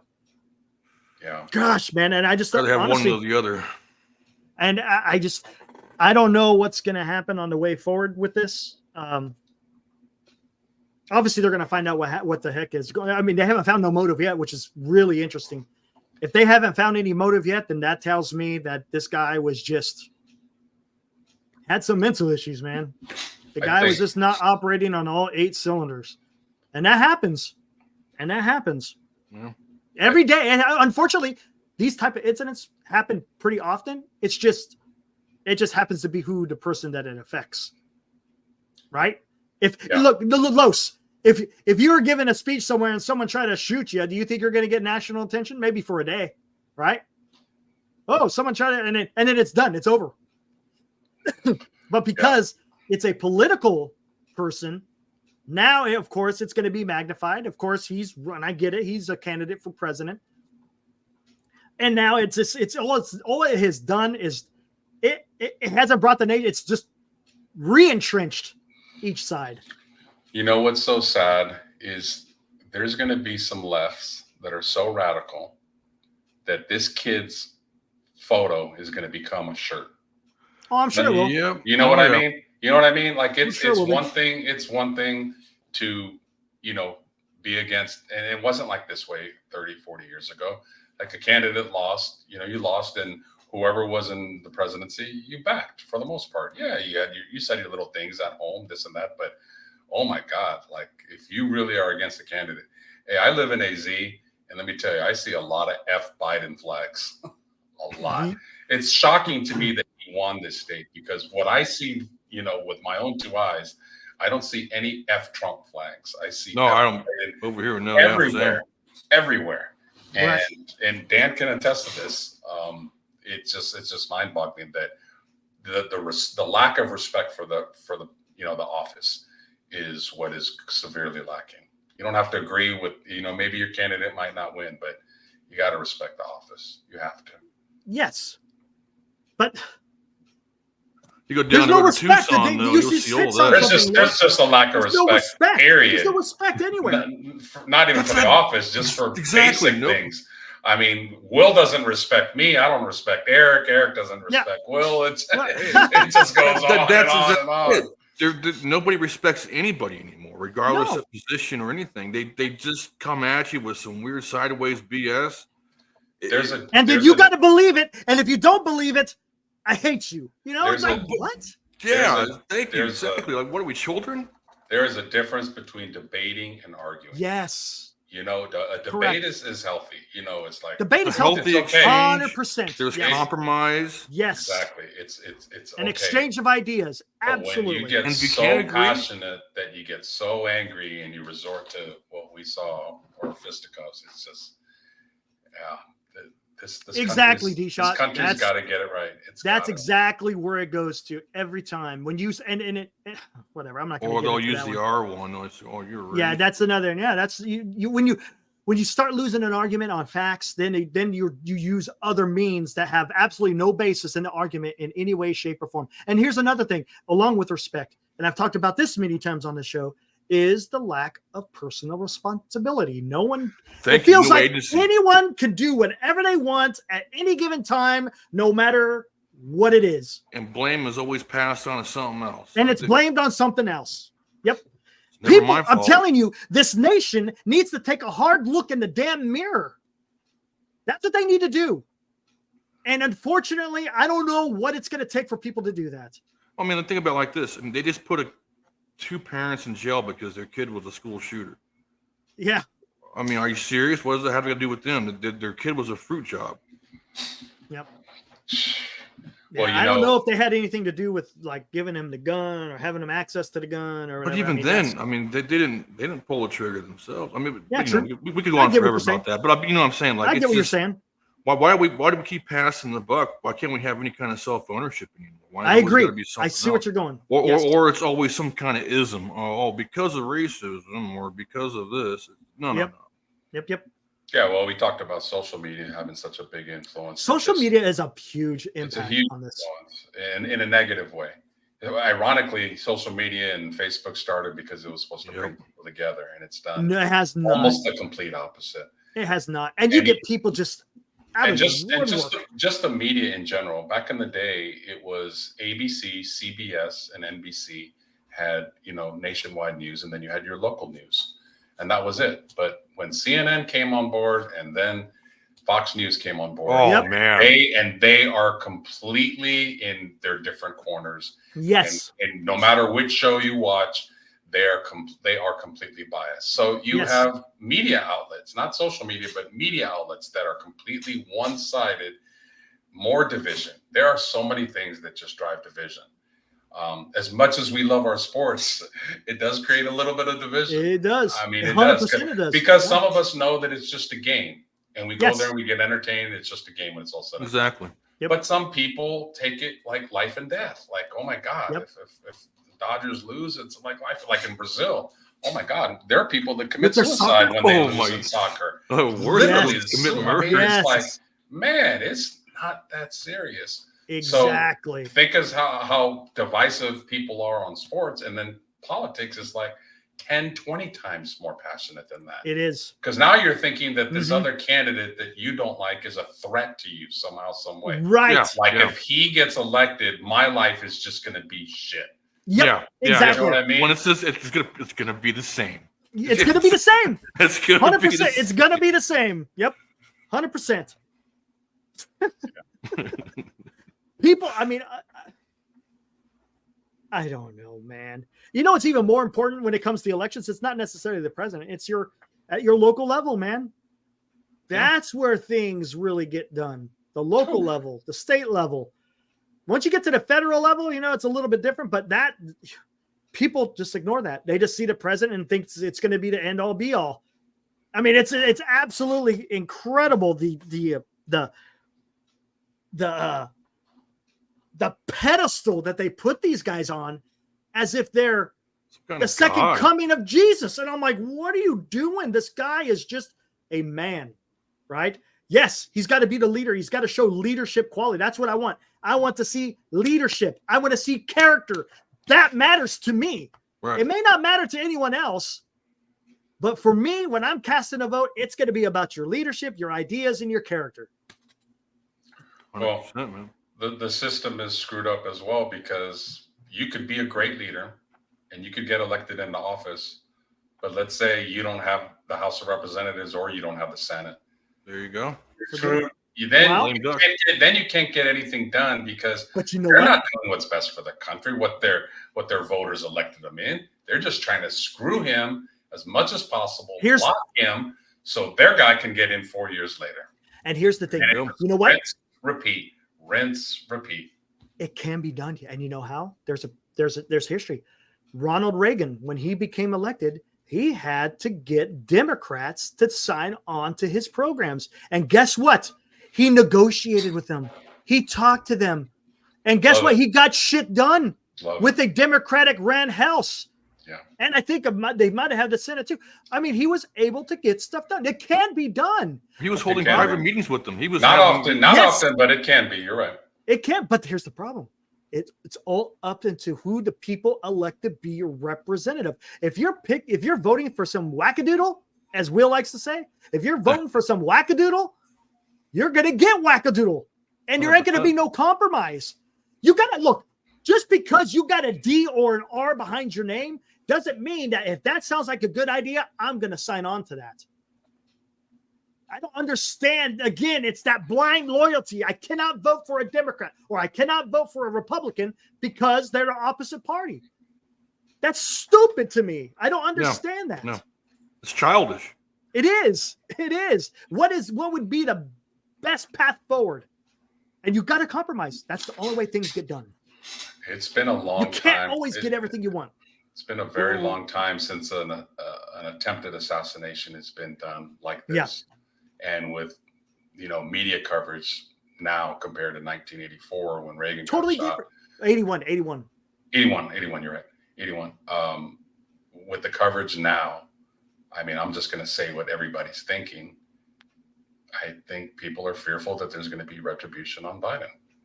Oh yeah, there could be. I mean, it's the elephant. It's the elephant in the room. Like there's going to be some nut job out there that's going to say, "Oh, okay, you want to go after my guy?" Exactly. And I could see that happen. And the way that our nation is today, that would not surprise me. And that's sad to say. That tells you how morally bankrupt we are as a country right now. Morally and mentally ill. Something has to change. Something has to change. And I don't know the answer, unfortunately. I don't. When did it get like this? So deep? It's a good question. I mean, when did you guys kind of just see it like when Trump got elected the first time is where it started turning. That's where it started getting really nutty. I don't know why. I'm sure there were still nut jobs prior to that, but it wasn't so in your face and consistent daily. Do you think a lot of people were angry when Obama got elected? Yeah. Angry? I don't think people were angry. People were not angry. Okay. I didn't see anger because I was in when he got elected. There was a lot of people seemed to be, happy about it. Optimistic about there was optimism. Something different and change. That was his big platform. Now his second term, that's when people were, having questions, what is he doing? Right. Does he have the nation's best interest at heart? The Obamacare, that it really set. I think that was the very polarizing thing in that second term was the Obamacare, and it's just that's where I thought. But his first term, I didn't catch any craziness. The second term is when you started seeing some animosity towards Obama. I think for me, I was in my mid-20s when the social media started. Well, I mean, there was MySpace way before that when I was, still in high school. Right. But Facebook and X or Twitter came out 2009. I had already graduated college by then. I was actually on my way in the military. And I kind of, for me, being a young man then, and having been part of that kind of culture growing up in that kind of thing, that's kind of when I saw kind of just, it wasn't animosity towards political stuff, but it was more like the moral decay.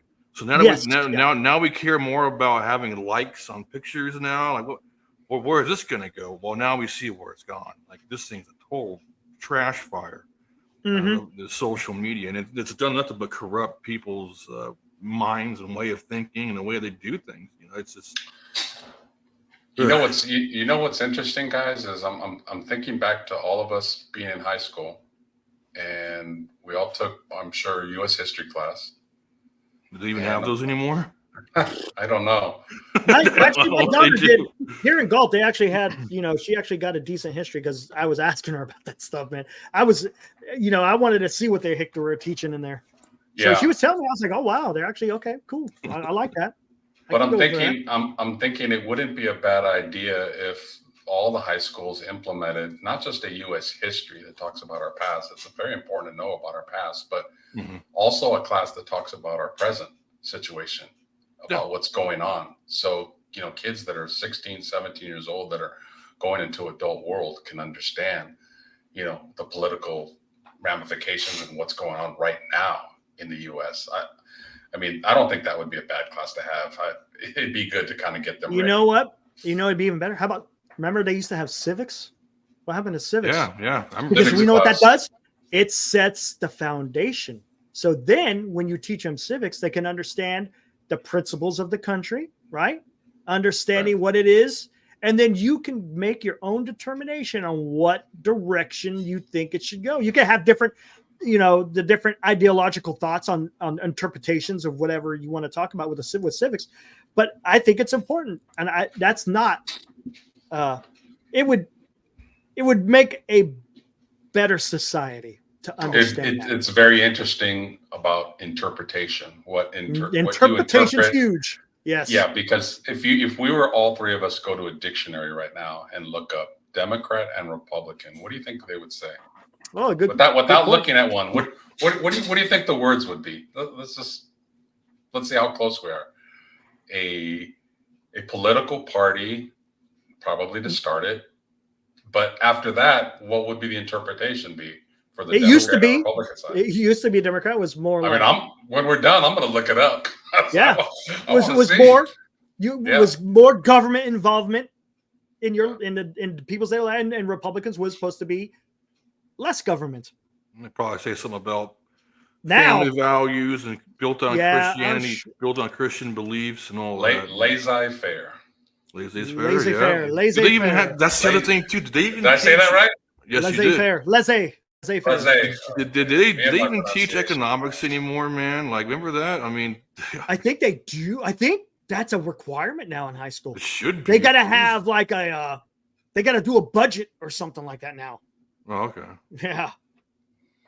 It starts young. I mean, if you can ingrain good morals and good ethics into our youth, maybe they'll get into the world and understand a little bit more. It's not going to help everybody, but if it could help, some of them, that would. And that's the other thing too. That would greatly help. How worthless was high school? I mean, Jesus. I loved my damn history teacher though, so that helped me. I actually had two history teachers. I had a U.S. government teacher and a history teacher, and both of them were excellent.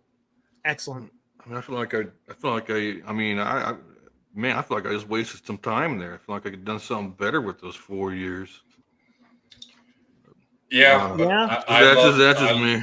No, that makes sense because I wound up going to the Air Force 2 years after. So there you go. Oh, I loved Martha Zamora sitting in front of me and Yolanda Taranto sitting behind me. There you go. So that's what I got out of high school. That's a very important phase of growing up where those hormones. Very true. Very true. But as far as the learning stage, I enjoyed it. I always enjoyed learning at that stage. I was a pretty good student at that time. Yeah, I was in high school. I was okay. But it's funny how you do good in classes that interest you. Yeah. Oh man. Dude, I was the same way, bro. Your attention's like science. Oh, I did horrible in science. Like it was boring as hell to me. So your attention span is like in high school. I was lucky if I got a damn 3.0. When I went to college, I was at like 3.8 and what was it? No, Oh, dude, 3.7 and a 3.9. 3.7 yeah, in I my sucked under in and high a school, 3.9 man. on my postgraduate. Nice. Or actually, That was my undergraduate and then graduate. That's what it was. 3.7, 3.9. Because I was a loved total. what I was learning. It's It's a whole different situation. Yeah. Are you guys surprised at Trump's VP choice? I could care less. VP means nothing to me. Yeah, I really. From the entire history of U.S. history, it never mattered who the damn VP was. Maybe in the early days because it was nice to have Teddy Roosevelt. Well, considering how old the two candidates are, I think the vice president has a little bit more merit. Good point. Now. Probably. You know what I mean? You better have a good one choice just got in shot. We better have a good choice for VP. I mean, Reagan, he was 80 when he got elected. Was he? His first time, 80. He was 80 when he got elected. He got out. When he got out, he was 88. No. Yeah, he was 80 years old. He was 88 when he. Fact check. Watch this, man. I think he was about 76 when he first got elected. Let me see. 76 or 75. He was born in what, 16? He won the 80 election against Jimmy Carter. So I'm going to say he was 76, 75. I don't think he was 80 when he first got in. Where is it at? List of presidents. We'll just go to Wikipedia, right? Yeah. Let's get all the way down here. Ronald Reagan. When was he born? Ron Raquel says 74. Oh, man, I was wrong. Yep, my bad. I was way off. 69 and then 77 when he ended. 69 and 77. Who was the oldest president? Anyone know?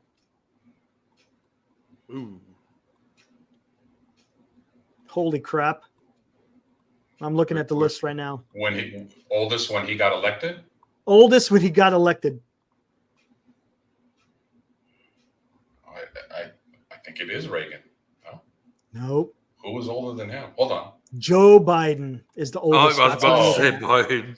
Joe Biden is the oldest. God, I'm thinking of the past. But I got a feeling if Trump gets elected again, I think he's gonna. Well, no, because he was 70 his first term.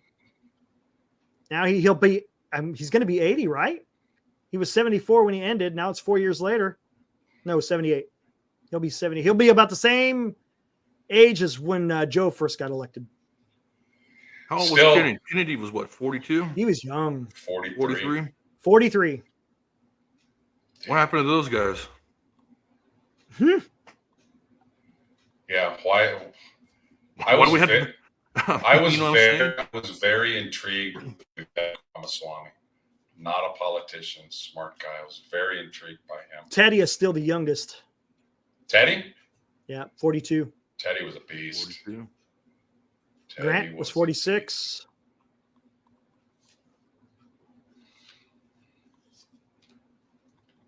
We talked about that on a past show about most presidents have been military leaders at one point or another. Correct? Usually, yeah. Yeah. It's very rare that a president-elect has not served in the military. And the last three haven't, right? Trump hasn't. Biden hasn't. Joe Biden hasn't. Trump hasn't. Obama hasn't. George W. Yeah, he was in. Okay, he was in the. So the last three. Clinton didn't. Bush, of course, he did. He was in World War II. Reagan. Did he ever serve? Yeah, he served. He did. Jimmy Carter did not. Ford did. Nixon, no. Yep. Nixon? He was a supply officer in the Navy. He was a. Okay. Yeah. Well, LBJ, no. It's an interesting parallel, guy, because we talk about in baseball, we talk about how the best managers are catchers. Right? Yeah. Because they kind of like see the whole field, they call out everything. So in the same regards, like what job would put you in a better position to be president and be a leader? I mean, within military and the chain of command and understanding all the ramifications. And I think a lot of it will depend on what type of position you had while in the military. If you're just an admin guy, are you showing leader? I mean, yeah, don't get me wrong, you got leadership skills within a certain, but if you're like the leader of men, you're cooking with some gas. And Eisenhower was pretty damn good president, and he was pretty damn good, and he was strong leader, pretty strong military man. Think about it. He led the nation. I'm talking about the military in the most trying times in U.S. history. One of them.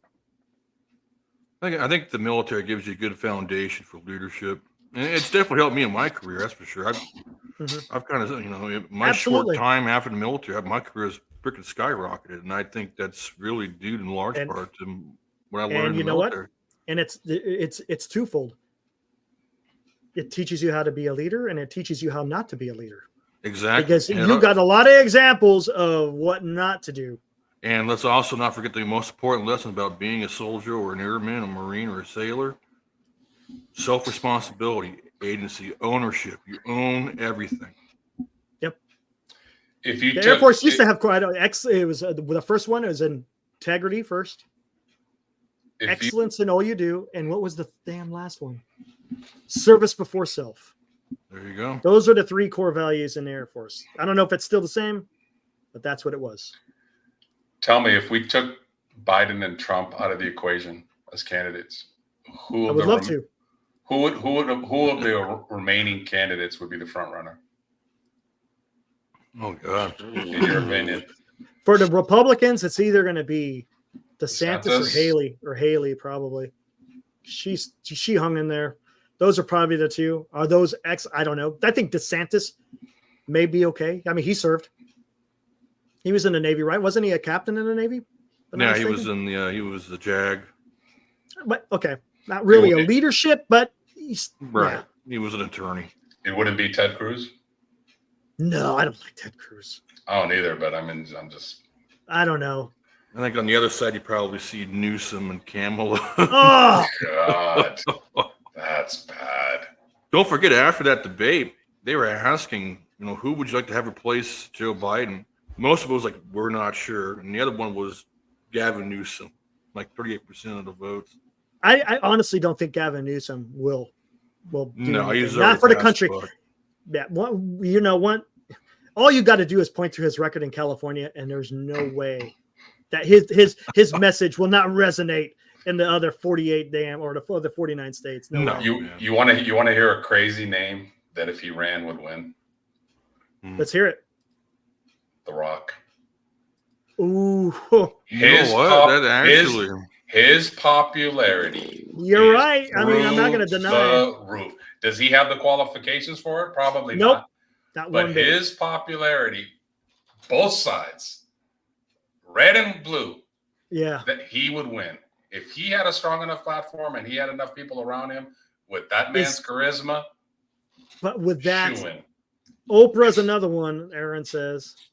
Oh, yeah. I've heard that one. Oprah's another one. I've heard that one. If The Rock and Oprah went head to head, I think The Rock. Oh, yeah. It'd be The Rock, man. Oh, but Rock, would he? But I couldn't. There's no way I could vote for him, man. There's no way.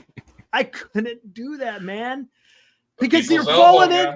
You're falling in. Elbow, bro. You're falling into that whole situation of the. But he would be the same thing that Trump was. Yes. Not a politician. Yes. He wouldn't give in to red tape. He wouldn't give in to political contributions. He would correct. This is what I think. This is what I feel is best for the country. I don't care about what you're putting in my pockets. I'm rich already. That's what people liked about Trump. Well, see, that's the other thing that kind of messed Trump up a little bit was because he was such an outsider. He didn't really know how to navigate the Game of Thrones, so to speak. So he ended up surrounding himself by a bunch of freaking enemies. That my favorite enemy that he brought on board was that piece of crap, General Miley. Oh, bro. There's. Do I need to say any more about that? That guy hated that guy, dude. Oh my God. He was clueless. But you know what? You got to think about this in that first term. Trump hired and fired a lot of people. He did, yes. And that's not a sign of a healthy organization when you do that. Because you got to be able to hear other voices in the room. Whether you agree or disagree, you got to be able to hear other voices in a room. And just because they don't agree with you doesn't mean you automatically give them the damn axe. It just doesn't. That's not how you operate if you're a leader. Look what perfect example. We'll go back to President Lincoln. He surrounded himself with rivals. There's a book out there, Team of Rivals. And because he not only did he want to keep them close so he could keep tabs on them, so to speak, but he also wanted to hear their ideas, and he wanted to show them, listen to what I have to say, and maybe I'll be able to change your mind. So, I mean, there's something to that. And when you have that much of a revolving door of personnel, what do? You're not going to have a solid foundation of where you want to go, because it's going to constantly change. We're starting all over again. You got to have a compass. You got to have a compass. Where is your true north? If you don't have that, man, you're going to be in a world of shit. Right. Hey, well, think about how crazy it was that Schwarzenegger ran for the governorship, and he turned out to be pretty good. I'll never forget this, man. Now think about it, Eric. You probably at that time said, "I'm not voting for the Terminator." Are you kidding? Oh, it was hilarious, dude. Because I'll never forget. Were you in California at the time, right? Yeah. Remember Gray Davis? You know, the nail in the coffin. What was it? The nail in the coffin was, we're going to raise your car registration by 300%. People went ape shit. We're recalling your ass. And they recalled them. And I remember, and then they had, who was it that was running for office? It was Schwarzenegger. Huffington. Dude. Who was he? Do you remember that? And I remember he said, I could drive a Hummer through the loophole or something. Yes. That's what I was about to say, the same thing. I could drive my Hummer through your loopholes or something like that. Drive a Hummer through your loopholes. But I'll never forget. Listen to this. This is in 2003. And we went to Disneyland, right? Good one, Aaron. We went to Disneyland when the election results came out. Lo and behold, we get back to the hotel room after being a whole day in Disneyland, and I'm sitting there watching the news, and lo and behold, guess who's the next governor of the of California? It was Arnold Schwarzenegger. And he got 2 terms, man. But one thing that he did is he was kind of, into a sense, no nonsense. But there was a lot of things he couldn't do because of that supermajority of Democrats in the state Senate and the state House. So some of the ideas that he wanted to implement, he really couldn't, because it was deadlocked. And he just couldn't. He tried. I remember them talking about, he tried to negotiate with these Democrats, but they just would not budge. They would not budge. And he can't run for the presidency because he wasn't. No, he's not born. No. Yeah. But The Rock was born. But The Rock was born here. Hey, 4 years from now, when he announces his candidacy, you're gonna come back and say, "Damn, Los, you're crazy." Because I've seen him talk. I've seen people ask him that jokingly. And it's just like, and that dude is just so popular. I couldn't see him losing, honestly. I couldn't. But do you think, would he want to take on? Do you understand what it's like to be president of the United States? He probably wouldn't want that job. Nope. He's got a great lifestyle now. But that's what I mentioned about Trump an hour ago. Yeah, correct. Like, right. He has a great lifestyle, but he still wants to do this. Yeah, exactly. Even after almost losing his life. Like, think about, do you think Trump had a little moment by himself where he thought to himself, what the F am I doing? Oh, I'm sure he has. Probably, yeah. Because if you watch the convention tonight, he looked more humble than I've ever seen him. I mean, when you almost die, that's going to do it to you. You know what? And you know what? It would serve him. And I'm telling you right now, I think if he was able to calm down the rhetoric, be able to speak to the people as you know, you just like what you said, Los, is if you calm down the temperature, let your policies do the work. Granted, you still got to be a charismatic leader. I get it, to be able to get people to listen to your message. I understand that, but you could do it in a way where you're not so obnoxious, and you know, maybe build that character, because as far as character is concerned, he's not exactly on the top with his character. You know, he's got a lot of history with his character. So if he showed a different side of him, but still held to his what his principles are, maybe he will attract some more people. Maybe it would serve. No guarantee, but I think it would. They said that he's rewriting his speech. Yeah, I heard that had too. a speech already laid out, and then Saturday's incident happened. So he might come across as a little bit like, oh, maybe. This if he doesn't sound comes like out, that. look, and here's the thing that I kind of worry about, because after that incident, sure, I mean, literally as they're taking it off the stage, he's trying to pop his head out and dude, let the Secret Service protect you. There's a reason why they're surrounding you. Duck down, get to your damn truck, and get out of here. You don't need the bravado. He was trying to show strength in adversity. Yeah. And you know what? That's fine. But look, I mean, I get what he was trying to do, but you're right. At the end of the day, like you got to let your people do your job. Right. There's a time you could go out there and talk about it afterwards, but you know what? Duck down. I got to get out of here because people are shooting at me and we don't know where other shooters could be. At that time, you have no idea what else is happening. No idea. And that was a huge mistake by Trump. I didn't need to see that. A lot of people are saying, oh, that was, no, to me, that was stupidity. He could have got his head blown off. Yeah. Easily could have got his head blown off. Secret Service are trying to do their job, get you out of there, get you in a safe vehicle, and boogie out of there, get you to the hospital. Yeah. See, and that's and I hope maybe he had second thoughts when he's on the hospital bed. Maybe because maybe it was adrenaline. I get it. When the adrenaline is flowing, you get a little, you may do things that you don't normally do. So maybe that's part of it. But he needs to be able to relate to the American people. And if he does that, then, he'll get some more support, I think. But that's his personality. He's always going to do what he wants to do. Yeah, they said the shooter was down, but you don't know, Jimmy, you don't know if there's another guy out there. You have no idea. They didn't know the guy was on the roof. So, you know what I'm saying? That was a mistake. That was a mistake. Secret Service are just trying to do their job. And when you're impeding them and doing their job and trying to resist, you're not doing yourself a favor. Could you imagine if they're protecting him and then he's sticking his head out there and freaking another shot comes in? Oh, my gosh. Because honestly, when the Secret Service were doing, they're being human body armor. That's what they became. They became human body. That's their job. Take a bullet for the president. I wonder what are the steps to become Secret Service? Like, where do you have you got to, of course, you got to go through. You have to go through obviously ridiculous training, but I mean, do you have to, I tried to. Do you have to be a cop necessarily first before you go? No? Nope. Okay. As a matter of fact, when I was in the Air Force, I tried to go apply to be Office of Special Investigations, and they go through the Secret Service go through the same training as OSI. Then, basically, like the basic training portion of that, you're in the same, but then you guys go off in different directions and do. It's basically you become a federal officer. Mm-hmm. And then you go to your specialized training on what you got to do as a Secret Service person. But yeah, your job is to take a bullet for the president, man. That's what your job at that point. At that point, that's what you're doing. So they protect the president, the vice president, and every member of Congress? Probably the cabinet. Probably the Speaker of the House. Supreme Court. Probably the Senator pro tem, right? The House or the Senator leader, the leader House of the Senate. Speaker, yeah. But I think, but it's not every senator in every House. No. Okay, so it's just the heads of. Got it. If I'm not mistaken, I think that's what I thought. If I'm not mistaken, I could be wrong on that.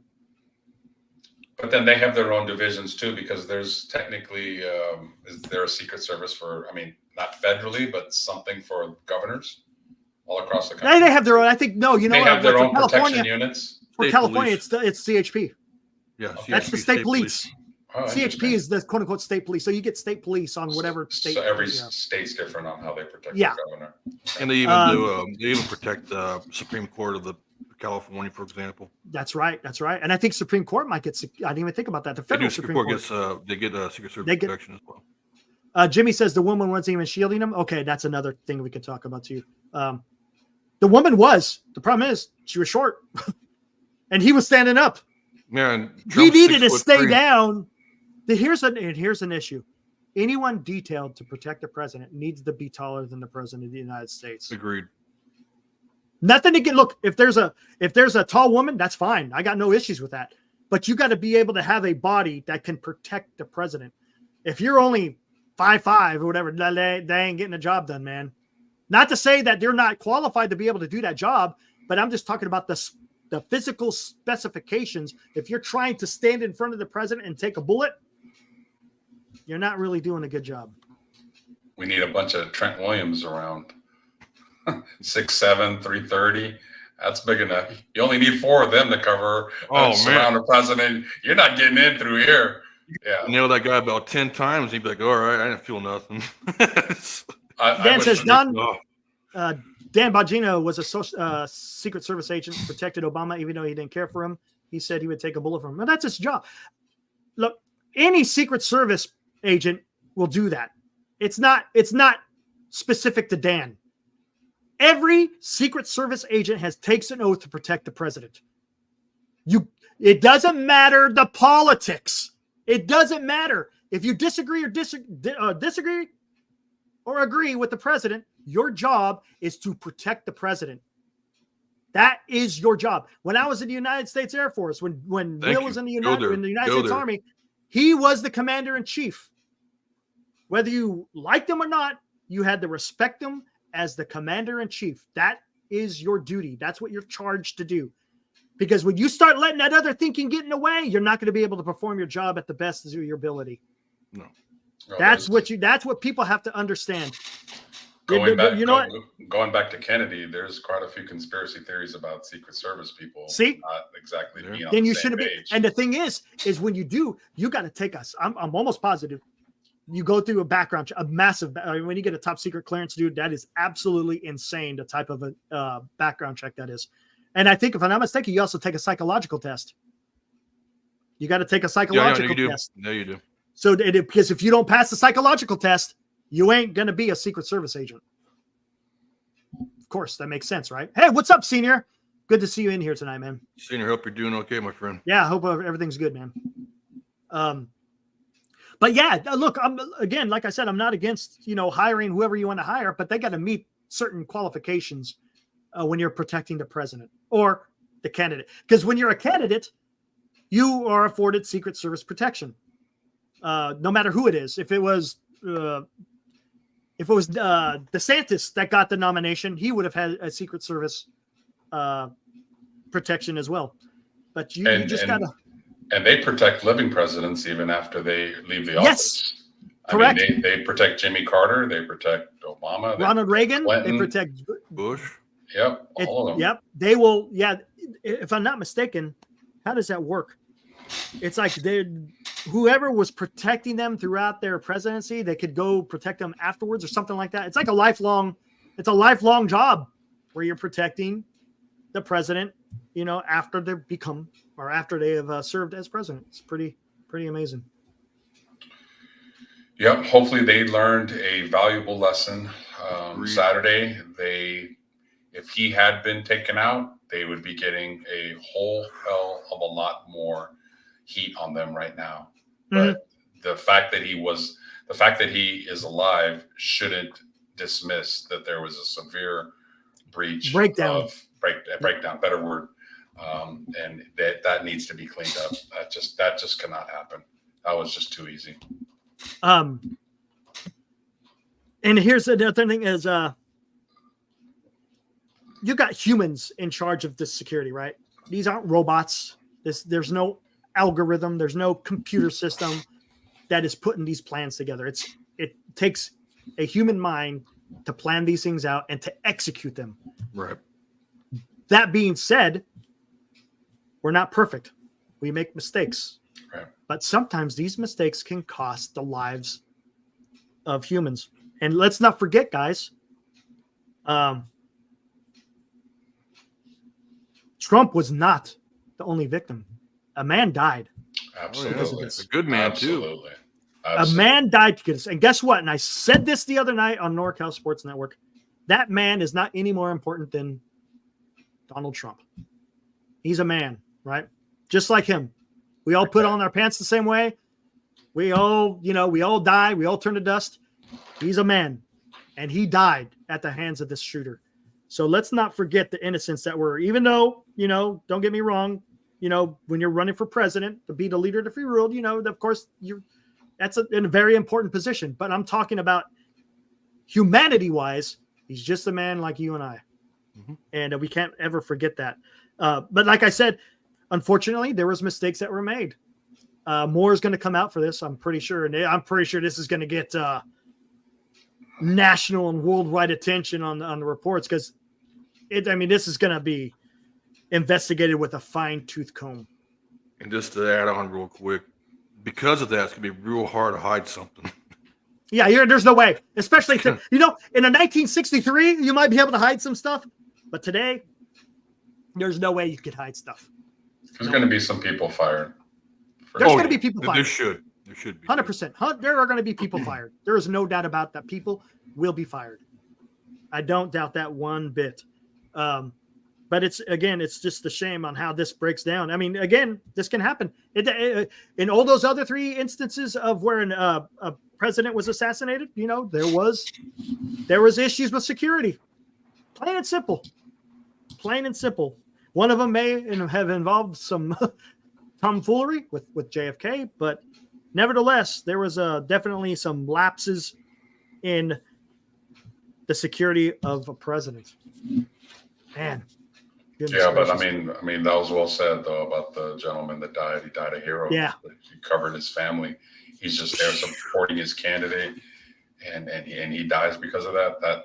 Isn't that ridiculous? That's not talked about enough. I mean, no, it's not. It's really, really, really sad. No, it's not. And I know that there's a GoFundMe, and a lot of people have donated money. I guess Elon Musk had just donated $100,000. I guess they've raised almost $4.5 million for the family. Oh, nice. But you know what? That's great for the family, but you know what? It doesn't bring them back. No, it doesn't bring them back. No, that's going to be an empty hole for the rest of their lives. And honestly, Trump gets to still stay up there missing a piece of his ear. That man can't come back to his daughter and his family. And we can't forget that. It sucks, man. Yeah, it's going to be interesting, man. I truly hope, Los, I hope he takes your advice. And I would love to see a joint press conference. It'd be nice for them to actually shake hands, maybe put their arms around each other and realize, you know what? We might be political enemies, but there's no need for this kind of crap.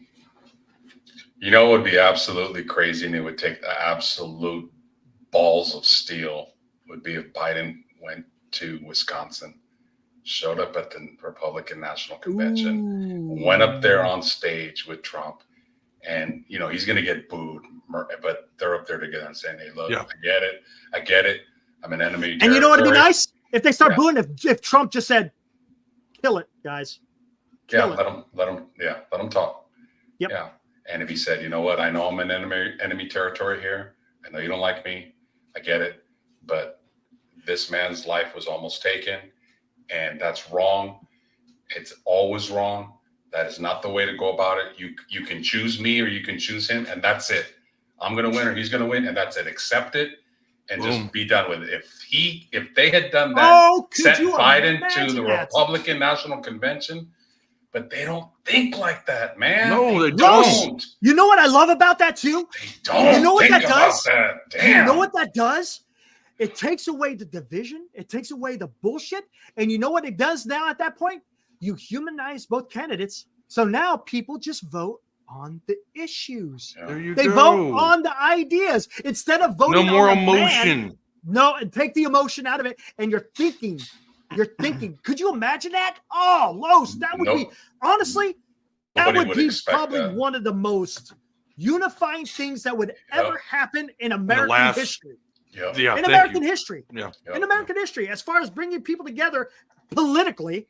Not because of I don't want a damn nuclear bomb going off for people to freaking to unite. But could you imagine 2 leaders who are diametrically opposed, hate each other's guts, only for whatever reasons. Mm-hmm. But you come together. And then unity. Weeks later, Trump goes to the Democratic convention. Exactly. Why not? And they're just unified. It's just like, okay, this is just an election, guys. But you know what? This is not a war. This is not a war. It's an election. And you know what? And then it exposes the crazies for who they are. Because if you're against that, then you got an issue. You need to check yourself. You need to check yourself. If you can't go with that, man. The fact that your candidate decided to be partners with another candidate for one moment to unify the nation. Yeah. Yeah, but who cares about that? Because all that matters is their own political agenda. Damn, man, that would be something. Wishful thinking, though. It is. That might be a little bit utopia-ish, but man, I love it. Well, we love good sportsmanship when we see sports. They go on. It's not quite an election, but they go on the battlefield, on the baseball field. Boxers. I mean, boxers. These guys are fighting, but at the end of after 12 rounds or whoever they gets give each other a hug. They give each other a hug, and that's good sportsmanship. And why can't that be translated into the political view? I mean, it's just, man, when they don't shake hands, like that is just a bad. That's bad blood all the way around. I'm glad you pointed that out. I don't think Kennedy and Nixon liked each other very much. I don't think, at the beginning, Bush and Clinton, you're fighting for the same position. You're not going to exactly like your candidate, but do the gentleman respectful thing. Shake his hand before, shake his hand after. Absolutely. And for them, that is the first time I've seen it. Even Trump and Hillary, and they couldn't stand each other. They shook hands before and after. Yeah, they did. Exactly. They did. So for these two guys not to do that, that's just again, like I said, it's pouring gasoline on the fire, not water. It is. And you know what? It's just too much of that stuff. And do they care? That's the scary part. That's the disturbing part, is they don't care. They don't even care. Yeah. Oh. Yep. Yeah, man. Man, this is a good discussion. I love this. Yep, sure is, man. Jimmy, is that who I think it is? Will? Oh, no, not that guy. No. Oh, that's not okay. It's a different Jimmy. Got it. We should all remember that we have a hell of a lot more in common than we do different. And you never know what other people are going through on a day-to-day basis. Absolutely. Facts. That's 100%, Jimmy. 100%. Jeez, man. It's going to be interesting because we got the National Convention or the Republican National Convention going on now. When does Trump make a speech? The last day, right? Thursday? Yeah, I'm guessing it's Thursday, right? Oh, real quick, I guess we could talk about this. You see who won the home run derby? Teoscar. So do I get those home runs for my fantasy? Hell no. Hey, let's ask you a fantasy question real quick. Yeah. What if you had Aaron Judge? Who would you move him for? What kind of deal would you need to move Aaron Judge? If I had Aaron Judge? Yeah. It depends on where I'm weak at on my team. Thank you. Yeah. You know me, man. I buy low, sell high. You should get the world for Judge. You should get like a starting pitcher, a closer, and a good hitter for him. So, Thank you. Dan, did you hear that? I'm a big advocate of that. If you want somebody that's a superstar, you need to get a lot for them. Like the bidding starts at these three guys. And I've got Mookie Betts and Mike Trout in the IL. Mike Trout's coming back in a couple of weeks too.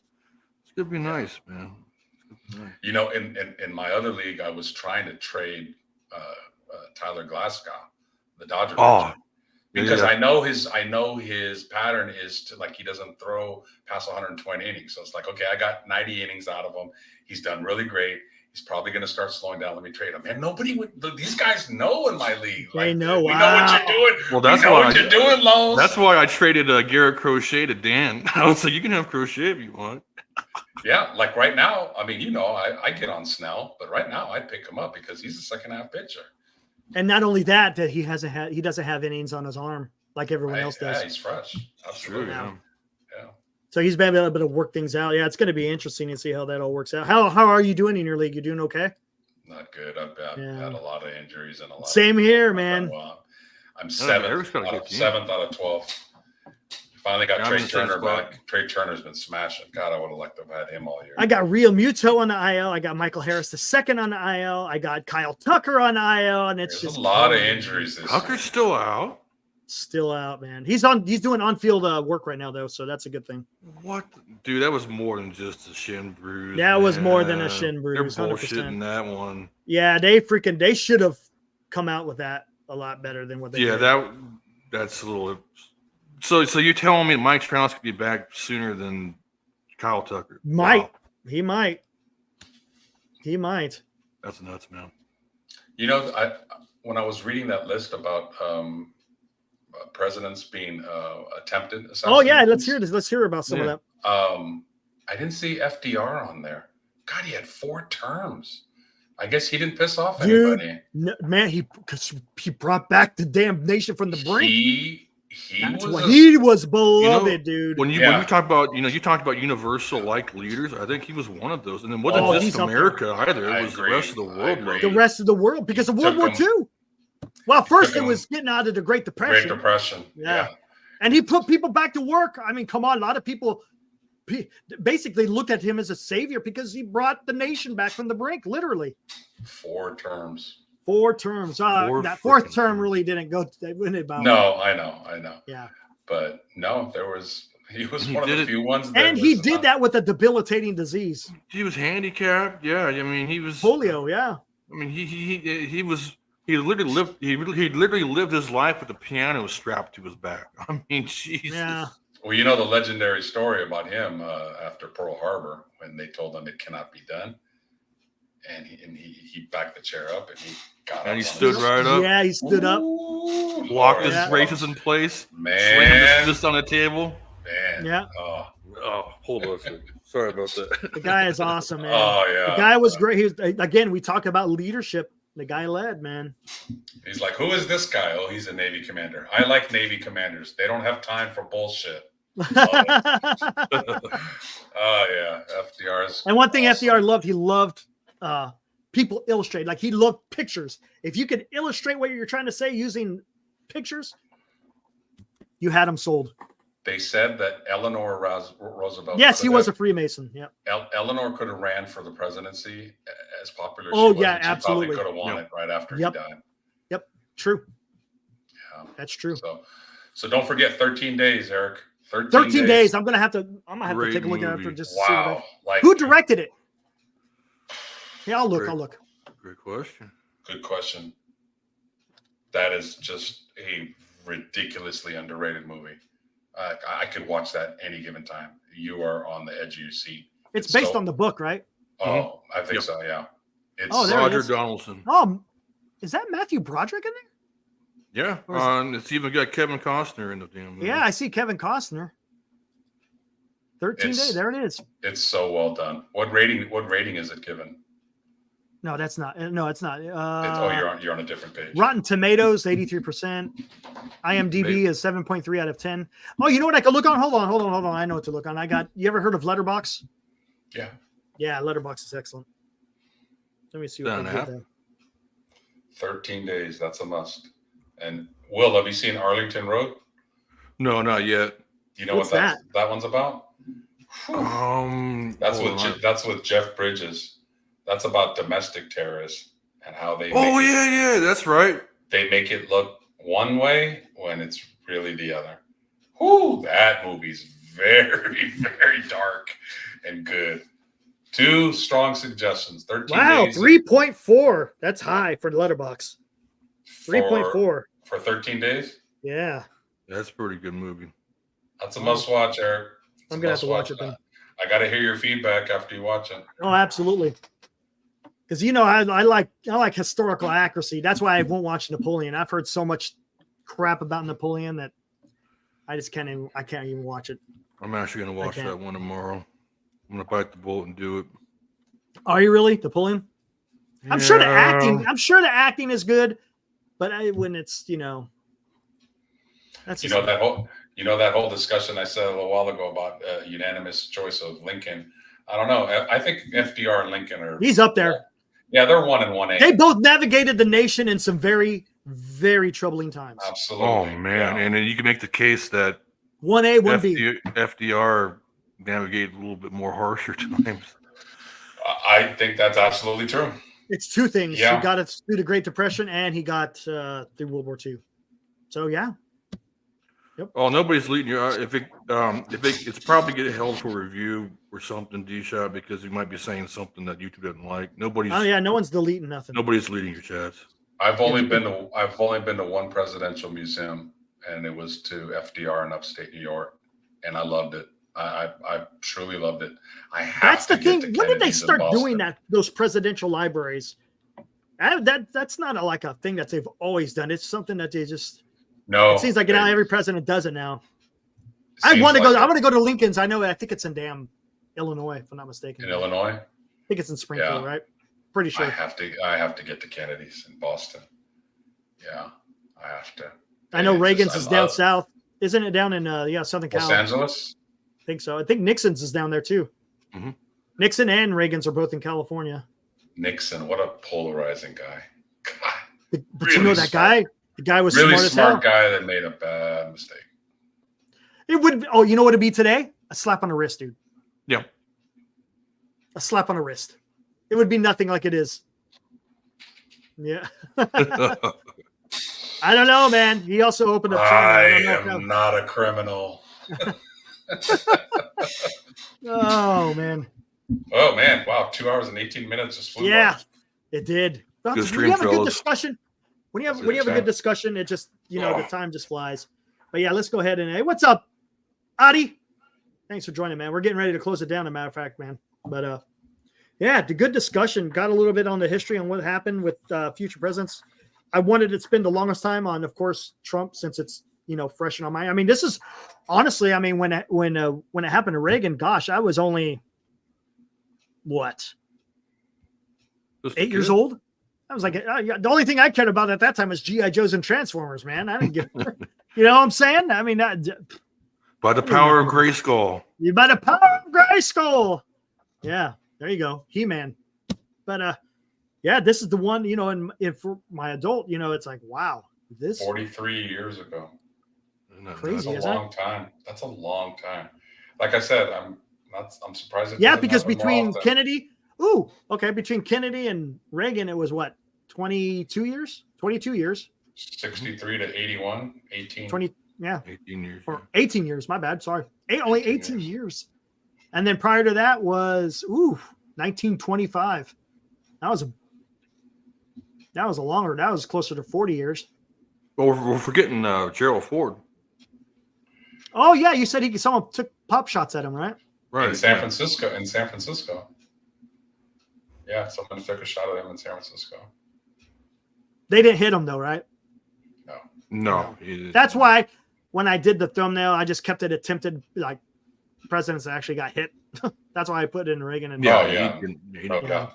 But I gotta send you guys that link. Send that. The attempted assassinations, like Obama's been like 4 times. Like, didn't somebody get threatened with anthrax through the mail? And the Secret Service intercepted it. I want to say it was Clinton too. Might have been Clinton. Somebody was going after Hillary Clinton. Or was it Bush? It was either. Well, anthrax was Bush. Anthrax was Bush. It was either Bush or it was either Obama that had some fruit job threw a grenade that didn't go off. Yes, I did read about that. I know there was a plot. Remember? And it didn't go off. Wow. Did you forget to pull the pin? Whoops. Yeah. Well, there you go. Oh, yeah. Just like the movies, right? I don't know if there's any truth to this, but there was also a plot. The Iraqis were going to try to assassinate H.W. Bush. And then when W got in the office, he basically, hey, you try to get my pops, I'm going to come get you. Yeah, but I think, anyway, I think that's just I think that's urban legend. I don't know. Real quick, you guys remember when the guy threw his shoes? Oh, yeah, that was crazy, dude. Hold on. Whoa, what is this? He had some cat-like reflexes, man. That dude had like cat-like reflexes. That was amazing, man. I laughed my ass off so bad. It looked fake almost. Yeah, well, you couldn't believe it. Like, this guy really throwing a shoe at me? Like, what's going on? Yeah, it was an Iraqi... like some journalist. Yeah. Who was that against? George Bush. He was out there in Iraq giving a speech during the war, and this guy just took off his shoes and started throwing it at him like some freaking Puerto Rican housewife. Yeah, dude, you haven't seen this. Oh my god. There it is. Yep, here we go. You see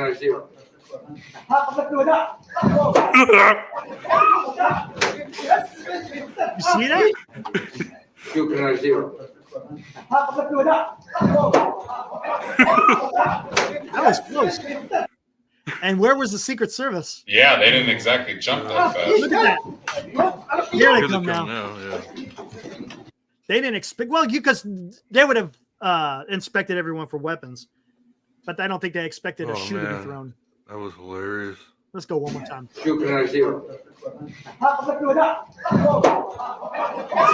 smiling? You see his face? He's smiling. What the hell? He's like, what is this? You know, if the guy didn't announce himself before he threw the shoe, it may have landed. Because he brought it.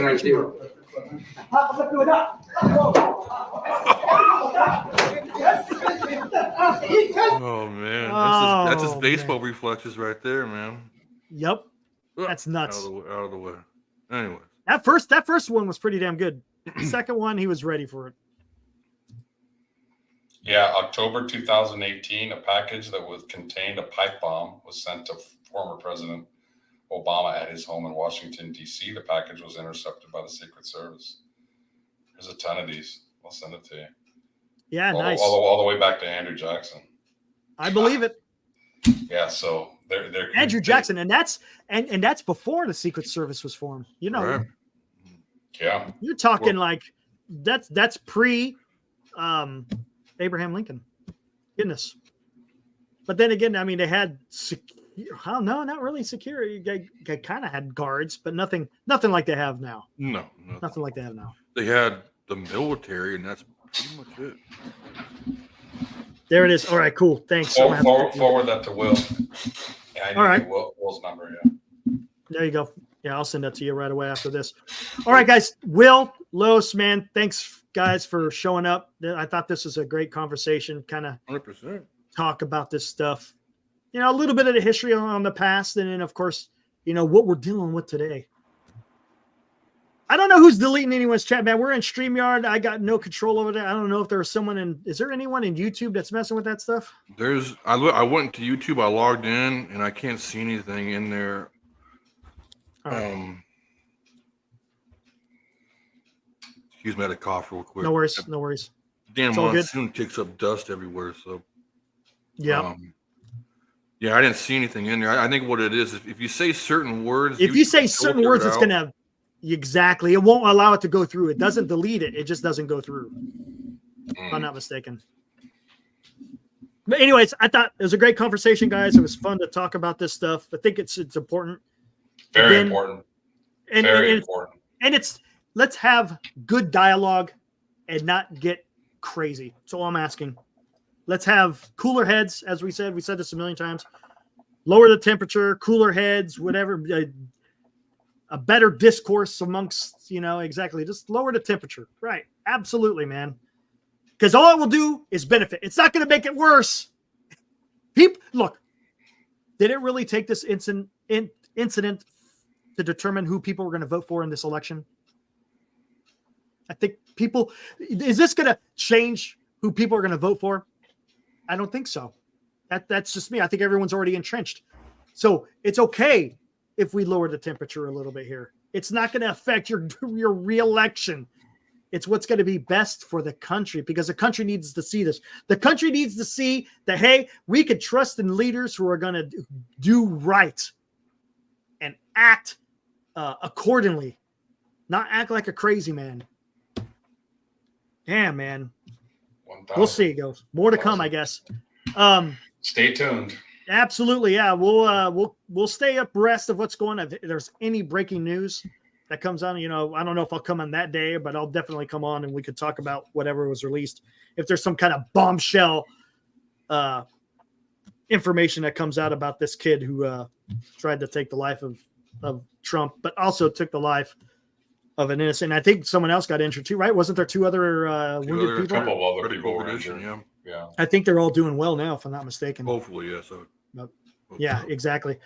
Anyways, guys, until next time, you can catch me on NorCal Sports Network with Dan, who's in the chat. He was going to come in today, but he's not. He's feeling a little bit under the weather. But we'll be live Friday night, 8:30. I think Dan will be live in Colorado. He's going to go to that game over there, so that should be pretty cool after the All-Star break. Nice. Again, guys, just keep it tuned. We'll see when I go on again. Probably next week sometime. Again, if something big breaks between now and Thursday, I'll go on and bring on Will as well, and we could talk about it. And I know you're getting ready to hit to the Bay Area, right there, Lewis? Yeah, I'll be in the Bay Area Wednesday. Looking forward to some 78, 80 degree weather. You son of a bitch. Unless you son of a bitch. Unless you come to the Central Valley, because right now it's absolutely beautiful right now. But the temperature's supposed to start going up again here this weekend and next week. So yeah. Not to 110, but it's supposed to hit to 100. So looking forward to it, man. Awesome, man. All right, guys. Until the next time, we'll see you on the next one. See ya.